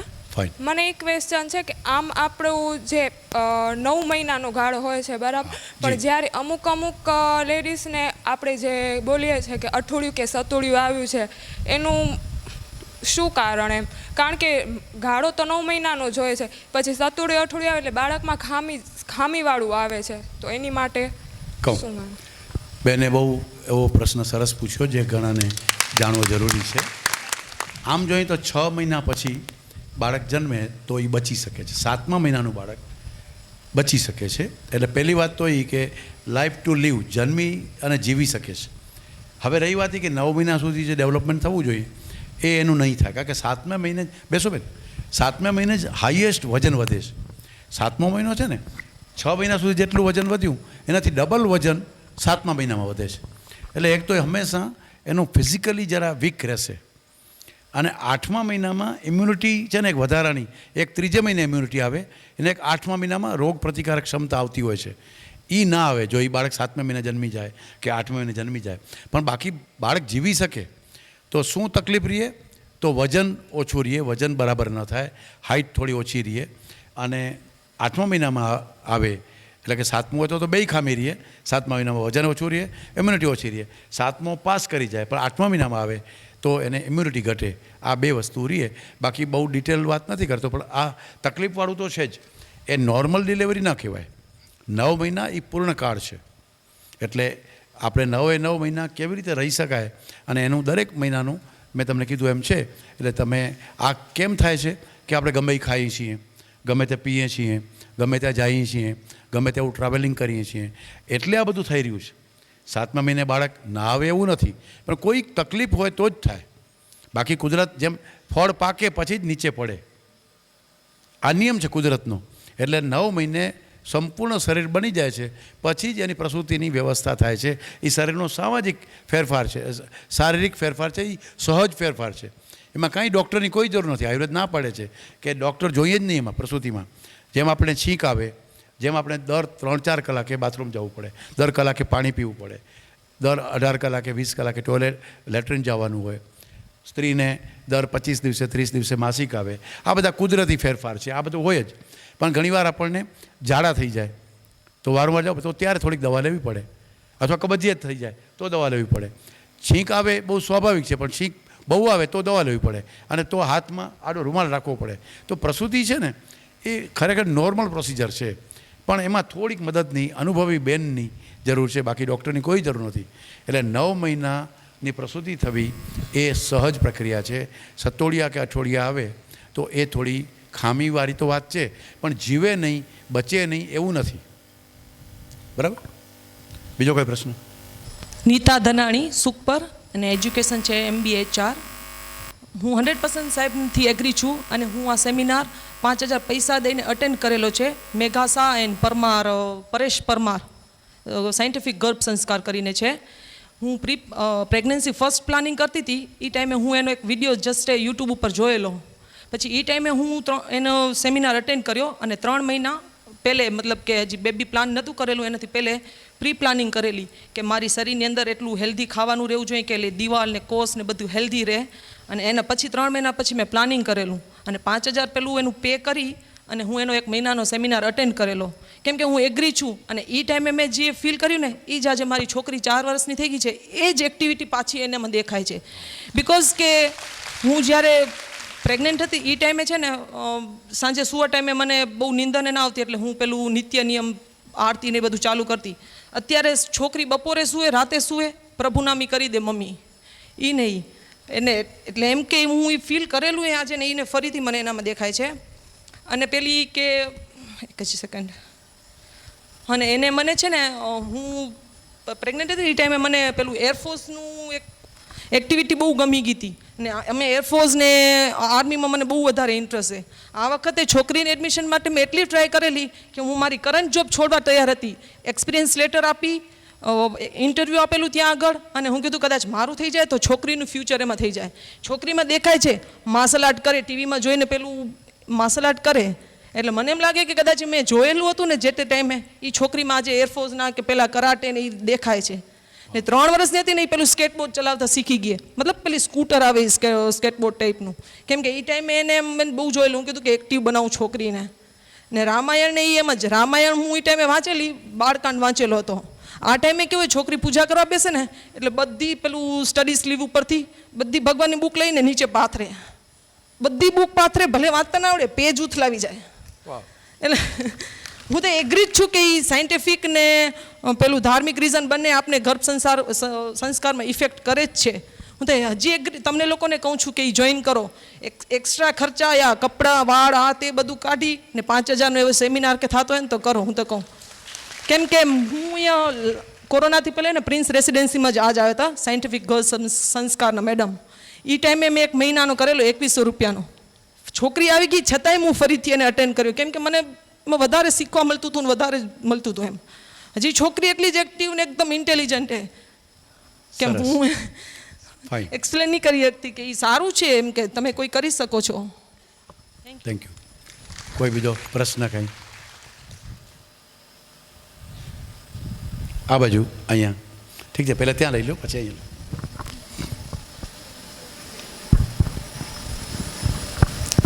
મારું નામ કસ્તુર ગોરસિયા, ભુજ. મેં એમ.કોમ બીએડ કરેલું છે. જ્યારે મારે પ્રથમ બાળક લેવાનું થયું ને ત્યારે મેં ઋષિમુનિઓનો સેમિનાર અટેન્ડ કરેલો હતો. એટલે એ ઋષિમુનિઓ એનું કહેવાનું આ પ્રમાણે જ હતું કે આયુર્વેદ પ્રમાણે એને મને પહેલેથી એવું જ કહી દીધેલું હતું કે તારે કેવું સંતાન જોઈએ છે. એટલે મેં એને કીધું કે ના મારે આવી ટાઈપનું જોઈએ છે. એને બધું મારું ગોત્ર આ તે બધું જ પૂછેલું હતું. પછી એનો સેકન્ડ ક્વેશ્ચન એ હતો કે તારે સંતાન જોઈએ છે એ વાત તારી સાચી, પણ તારે બાળકમાં પુત્ર જોઈએ છે કે પુત્રી જોઈએ છે. એટલે એ મારા ઉપર એને મને ચોઈસ મૂકી દીધી હતી. પછી એને મને એ પ્રમાણે જ એવી બધી વસ્તુઓ કે તમે આહારમાં આ લેજો, તમે આવી રીતનું સાંભળજો, તમે આવી રીતના ચિત્રો તમારા રૂમમાં મૂકજો, એ બધું મેં કરેલું હતું. જ્યારે મારું બાળક 3 વર્ષનું થયું ને ત્યારે એને મેં એને હનુમાન ચાલીસા જ્યારે હું 9 મહિના બાળક ગર્ભમાં હતું ને ત્યારે હું પોતે જ મનમાં બોલતી હતી. પણ અત્યારે જ્યારે 3 વર્ષનું થઈ ગયું ને ત્યારે એને કોઈ નથી સંભળાવેલી, પણ મંદિરમાં એ આપોઆપ બોલવા મંડી ગયું હતું. એટલે એક્સપિરિયન્સ પણ આપણે પછી લેવાના છીએ, પણ જો કોઈ પ્રશ્ન હોય, ડાઉટ હોય, ક્વેરી હોય, ક્વેશ્ચન હોય તો લઈ લઈએ. અહીંયા કોઈને પૂછવું છે કે એક્સપિરિયન્સ કેવો છે? એક્સપિરિયન્સનું એક સેશન છે જ કદાચ. સેંગાણી જયશ્રી, મહિલા કોલેજમાં આસિસ્ટન્ટ પ્રોફેસર છું. મારો પ્રશ્ન એ છે, અમે ઘણી બધી જગ્યાએથી સાંભળ્યું છે કે અમુક સ્ત્રીને અમુક સમય થાય ગર્ભધારણ કરીને પછી એને કસુવાડ થઈ જતી હોય છે. મેં આવું સાંભળ્યું છે. તો એના કારણો સ્ત્રી પક્ષેથી શું ભૂલ થતી હશે કે એના કારણે આવું બનતું હશે? કસુવાવડના ઘણા કારણો છે. એક બીજ દોષ હોય, ખાવાના પીવાની ભૂલો હોય, સ્ત્રીના જ કારણ હોય એવું નથી, પુરુષનાય કારણો હોય, વાતાવરણના કારણો હોય. એટલે આ તમારી વાત છે એ ખાલી એટલું જ કે તમે કોઈ ભૂલ ન થાય એવો પ્રોટોકોલ જે બતાવ્યો કે કાંઈ પણ હોય પહેલાં તમે શુદ્ધિ કરી લો એટલે અંદર દોષ હોય તોય નીકળી જાય. આ કસુવાડ થવા જ નથી દેવી, ભૂલ કરવા જ નથી દેવી, એટલે આ બધી વાત છે. અને થયું હોય તો ઇન્ડિવિજ્યુઅલ જાણવું પડે કે તમારા શરીરમાં એવું શું છે, કે તમારા પતિના શરીરમાં એવું શું છે, એ ચેક કરવામાં આવે, બ્લડ ચેક કરવામાં આવે, હિસ્ટ્રી લેવામાં આવે અને એના જે કારણો હોય શોધી લઈએ તો એ પ્રમાણે નિવારણ થઈ શકે. પણ સાધારણ રીતે જ્યારે માસમાં પબ્લિકમાં જ્યારે વાત કરીએ છીએ અથવા કોઈ પણ ઇન્ડિવિજ્યુઅલ પણ કે આપણે બાળકના તકલીફ થવી જ ન જોઈએ એવો જ પ્રોટોકોલ જોઈએ. આપણે જ્યારે કોઈ સાડી લેવા જઈએ તો તમે એમાં એક દોરો નીકળી ગયો હોય એવી સાડી લ્યો કોઈ દી? તમે બ્લાઉઝ લ્યો, તમે ફ્રૂટ લ્યો, તમે ભીંડો લ્યો, તમે શાક લ્યો, તો ફ્રેશમાં ફ્રેશ વસ્તુ લઈએ ને. તો જ્યારે બાળકની ચોઈસ કરીએ છીએ અથવા તો કન્સીવ થવાનો પ્લાન કરીએ છીએ ત્યારની આપણને પ્રોટોકોલ જ ખબર નથી. એટલે પછી આ બધું મિસકેરેજ થવું કે 7મા મહિને બાળક આવવું. એટલે તો આ સામાજિક જાગૃતિનો પ્રોગ્રામ આ બહેનોએ રાખ્યો કે કમસે કમ આવી કોઈ એક પ્રક્રિયા છે કે સાંજે પાઉંભાજી બનાવી છે તો એ સારી તાજી બ્રેડ મગાવવી છે અને સારા રીંગણા લઈ આવશું ને એની એક સાંજની તૈયારી 12 કલાક પહેલાં કરીએ છીએ. આખી જિંદગીની તૈયારી કરવા માટે શું જોઈએ એ ખબર જ નથી. બાય એન એક્સિડન્ટ બધું થાય છે. ડૉક્ટર એમ કહે ઓ બેન કોંગ્રેચ્યુલેશન તમે તો પ્રેગ્નન્ટ છો, જ્યારે એને ખબર જ નથી કે મને પ્રેગ્નન્સી છે. પ્રેગ્નન્સી તો પ્લાન કરીને કરવાની હોય, એ નથી કરતા એટલે આ બધું થાય છે. નમસ્કાર, હું હિરાણી જ્યોતિકા વિશ્રામ મિર્જાપરથી એમ.કોમ કમ્પ્લીટ કર્યું છે ને બીએડ ચાલુ છે. મારો એવો પ્રશ્ન છે કે થેલેસેમિયા પેશન્ટ હોય એને બ્લડ ચડાવવામાં આવે છે, એ તો રીઝન હોય છે એના કારણે, પણ જે હિમોફિલિયા પેશન્ટ હોય છે એને મહિને અથવા 15 દિવસે FFP ચડાવવાનું હોય છે. એનું કારણ હોય છે કે હિમોફિલિયા શા માટે, કે એનું ભૂલના કારણે થયું કે એવું કારણ કંઈ? જેમ થેલેસેમિયા છે એ રક્તકણનો રોગ છે, એમ હિમોફિલિયા રક્તના બંધારણનો રોગ છે, એ બ્લડના કોમ્પોઝિટ એ જેનેટિક છે. એટલે માતા પિતાના વારસાથી જ આવે. એટલે પ્રેગ્નન્સી પહેલાં જો ભૂલ રહી હોય તોય આવે. એમાં પણ બ્લડ જ ચડાવવું પડે, એને મટાડવું અઘરું છે. એના બાળકને ના આવે એવો પ્લાન કરી શકીએ. અમે અત્યારે 12 દંપતી એવા અમારી પાસે છે કે ને એમાં ડૉક્ટર હતા, કચ્છના જ છે, બંને પતિ પત્ની ડૉક્ટર. અને હું તમને 12 કેસની વાત કરું છું. થેલેસેમિયા, આગલા બાળકો મરી ગયા હતા, બચ્યા નહીં. અને એ લોકોએ આ આખી પ્રી પ્લાનિંગ જે પ્રોસિજર છે 90 દિવસની એ અમારી પાસે કરી અને નિયમિત કરતા રહ્યા. તો એને એક બીજા હવે જે બાળક આવ્યા એને કોઈને થેલેસેમિયા નહીં, અને એવા તો કેટલા ગંભીર રોગોથી બચાવ્યા છે. તો આ કરી શકાય. એટલે ગર્ભ સંસ્કારનું કેટલું મહત્ત્વ છે. એટલે હિમોફિલિયા એ પ્રકારનો રોગ છે, આપણે એને રોકી શકીએ છીએ. હા, મટાડી નથી શકતા ઓલાને, પણ રોકી શકીએ છીએ. અને હિમોફિલિયાનું જે બ્લડ નીકળતું હોય તો એને માટેની પંચગવ્યની દવાઓ છે. એના એક્સિડન્ટમાં અને બ્લડ બહુ વહી જાય તો એને બચાવી શકાય છે. પણ એના બાળકને જો રોગ આવશે તો એ અટકાવવાનું માત્ર એકને એક આયુર્વેદની પદ્ધતિથી જ થઈ શકે. અને એ પ્રી પ્લાનિંગમાં જ થાય, પછી ન થાય. એકવાર બાળક પેટમાં રહી ગયું તો એ રોગવાળું જ આવશે બાળક. બરાબર? જી, મારું નામ જીવાણી સવિતા છે, MA હોમ સાયન્સ. મારો સર એક ક્વેશ્ચન છે કે ઘણા પ્રયત્ન પછી પ્રેગ્નન્સી રહેતી નથી, તો એના માટે IVF કરાવવું જોઈએ તમારા માટે? તમારી પાસે એના માટે કોઈ છે ઓપ્શન, ઉપાય છે? કરાવવું જોઈએ કે નહીં? નાનકડી એક વાત તમને કરીશ. બેસો સરિતાબેન. મહાવીર સ્વામી, જેમાં જે ગણેશ ચતુર્થી છે ને તેમાં આજે સંવત્સરી પણ છે. મહાવીર સ્વામીના માતા પિતા તો રાજા અને રાણી હતા. એને બાળક થતા જ નહોતા, એ તો રાજા હતા. પણ કલ્પસૂત્રોમાં, એટલે કે જે જૈનોના ધાર્મિક ગ્રંથ કહેવાય, એમાં લખ્યું હતું કે 24માં તીર્થંકર રાજા સુધોધનને ત્યાં જ ત્રિશલા દેવીને ત્યાં જ પેદા થશે. અને ત્રિશલા દેવીને બાળક જ નહોતું થતું. ખૂબ પ્રયત્ન કર્યા, બાધા ને આખડીને આ ને તેને. પણ એ સમયે તક્ષશિલા વિદ્યાપીઠ, તમે કહો છો ને BA BEd ને MBA, આપણી વિદ્યાપીઠો કેવી હતી હવે સાંભળજો. તક્ષશિલા વિદ્યાપીઠ એ સમય હતી. ત્યારે બધા લોકો, દુનિયાના 21 કન્ટ્રીના લોકો ત્યારે ત્યાં ભણતા હતા. એ સમયે આયુર્વેદાચાર્ય હતા ઋષિ જીવક નામના ઋષિ હતા, જે વૈદ હતા. એમણે એનામાં જે પ્લાન કર્યો હતો ને એની વાત કરું એટલે તમને એ કન્સીવ થવાનું ખબર પડે. એમણે આ 90 દિવસનો પ્રોટોકોલ કર્યો ત્રિશલા દેવીનું, રાજાનો અને એના રાણીનો બેયનો. એ કર્યું એટલે આંતરિક શુદ્ધિ કરવી પડી. જે એમાં ખામી હતી ને એ ખામી દૂર કરી. હવે તોય છે ને એને બાળક એમ નહોતું. એટલે એમણે એના શુક્રાણુ શુદ્ધ થઈ ગયા, બીજાણુ શુદ્ધ થઈ ગયા, બે અલગ અલગ લીધા. એના માટે જે તમે IVF શબ્દ વાપરો એના પહેલાં છે ટેસ્ટ ટ્યુબ બેબી. એટલે એ બંનેના શુક્રાણુને બીજાણુને લઈ અને એક સરાવ, એટલે આપણે એને પેટ્રી કહીએ. તમે હોમ સાયન્સવાળા છો એટલે કદાચ તમને પેટ્રી ખબર હોય, અથવા તો ટેસ્ટ ટ્યુબ, એમાં મૂકીને એ ફિટસને એમ્બ્રિયોને ડેવલપ કર્યું. પછી એ એમ્બ્રિયો મહર્ષિ જીવકે, તોય પાછું ત્રિશલા દેવીમાં એમ નહોતું. એટલે એમણે એક બ્રાહ્મણી લીધી. તમે ઇતિહાસમાં લખેલું છે, બ્રાહ્મણીની ગોદ ભાડે કરી, જેને આજની ભાષામાં સરોગેટ મધર કહેવાય. જેને બાળક ન કરવું હોય, આજે બધું બહુ ખરાબ ફેશન ચાલી છે, એ યોગ્ય નથી. કે મારે પ્રેગ્નન્સી જોતી નથી, મને પીડા જોતી નથી. અને આપણો આખો એક જે અમેરિકાનો બહુ મોટો ડેવલપ થયેલો સમાજ છે, જે ખેડા અને આણંદ જિલ્લાનો છે, હું જ્ઞાતિનું નામ નહીં બોલું, ખરાબ લાગે, પણ એ લોકોની બહેનો તો એમ કે અમે તો બહુ ભણેલા છીએ, અમને પ્રેગ્નન્સી જોતી જ નથી, તમે બહેનો ભાડે લઈ આવો, એને ત્યાં અમારું બીજાણું રાખો, એ પછી 9 મહિના થઈ જાય, એને બાળક અવતરે પછી અમે લઈ આવશું. એને કહેવાય સરોગેટ મધર. એના માટે આપણી સરકારે કાયદો બનાવવો પડ્યો કે આ સરોગેટ મધર તો ખરેખર માતા પિતાને તકલીફ હોય તો બની શકે, પણ આને કાંઈ તકલીફ નથી, ખાલી પ્રેગ્નન્સી રાખવી નથી, એવી માતાઓ આ દેશમાં હવે થઈ રહી છે. એવું વિજ્ઞાન વધ્યું છે અને ડૉક્ટર પાછા કરી દે છે. તો પણ એ મહર્ષિ જીવકે એક બ્રાહ્મણીની કુક્ષી ભાડે કરી, કારણ કે એના ગર્ભાશયમાં એ ખામી હતી. તો બ્રાહ્મણીની કુક્ષીમાં ભાડે લઈ, એટલે કે રિક્વેસ્ટ કરી, વિનંતી કરી, એમાં એ એમ્બ્રિયોને સ્થાપિત કર્યો. પછી એમ્બ્રિયો બેસી ગયો બરાબર, એટલે લઈ લીધું, ફિટસ થયું, પછી પાછું ત્રિશલા દેવીમાં નાખ્યું પાછું, અને પછી પ્રેગ્નન્સી રહી 9 મહિનાની. અને એને ઘરે જ, એના જ કુખમાં, એના જ ગર્ભાશયમાં મહાવીર સ્વામીનો જન્મ થયો. એટલે IVF કે ટેસ્ટ ટ્યુબ બેબી કે સરોગેટ મધર કે ક્લોનિંગ, આ બધું આપણા દેશમાં થતું હતું. હવે IVF તો ન છૂટકે જ કરવાનું હોય. હું તમને ખાલી એક નાનકડી બીજી વાત કરી દઉં, તમને બધા સુજ્ઞ લોકો છો એટલે IVF સાથે જોડેલી. એક IVFના બહુ મોટા ડૉક્ટર મારી સાથે આ વાતચીતમાં IVFના સેન્ટર ચલાવે છે. ગુજરાતમાં 6 સેન્ટર છે. એના મોટા હેડ મને પૂછ્યું કે આ પ્રશ્ન જે બેને સાદો પૂછ્યો એ કહે કે તમારે ત્યાં આઈવીએફ માટેનું શું છે, તમે આઈવીએફ કરી શકો? એટલે મારે જવાબ કેવી રીતે દેવાનો? આઈવીએફનો મોટો ડૉક્ટર છે અને એ મને કહે કે આયુર્વેદમાં એવું થોડું હોય કંઈ. એટલે મેં આ વાત કરી તો એને ઉતરી નહીં મગજમાં.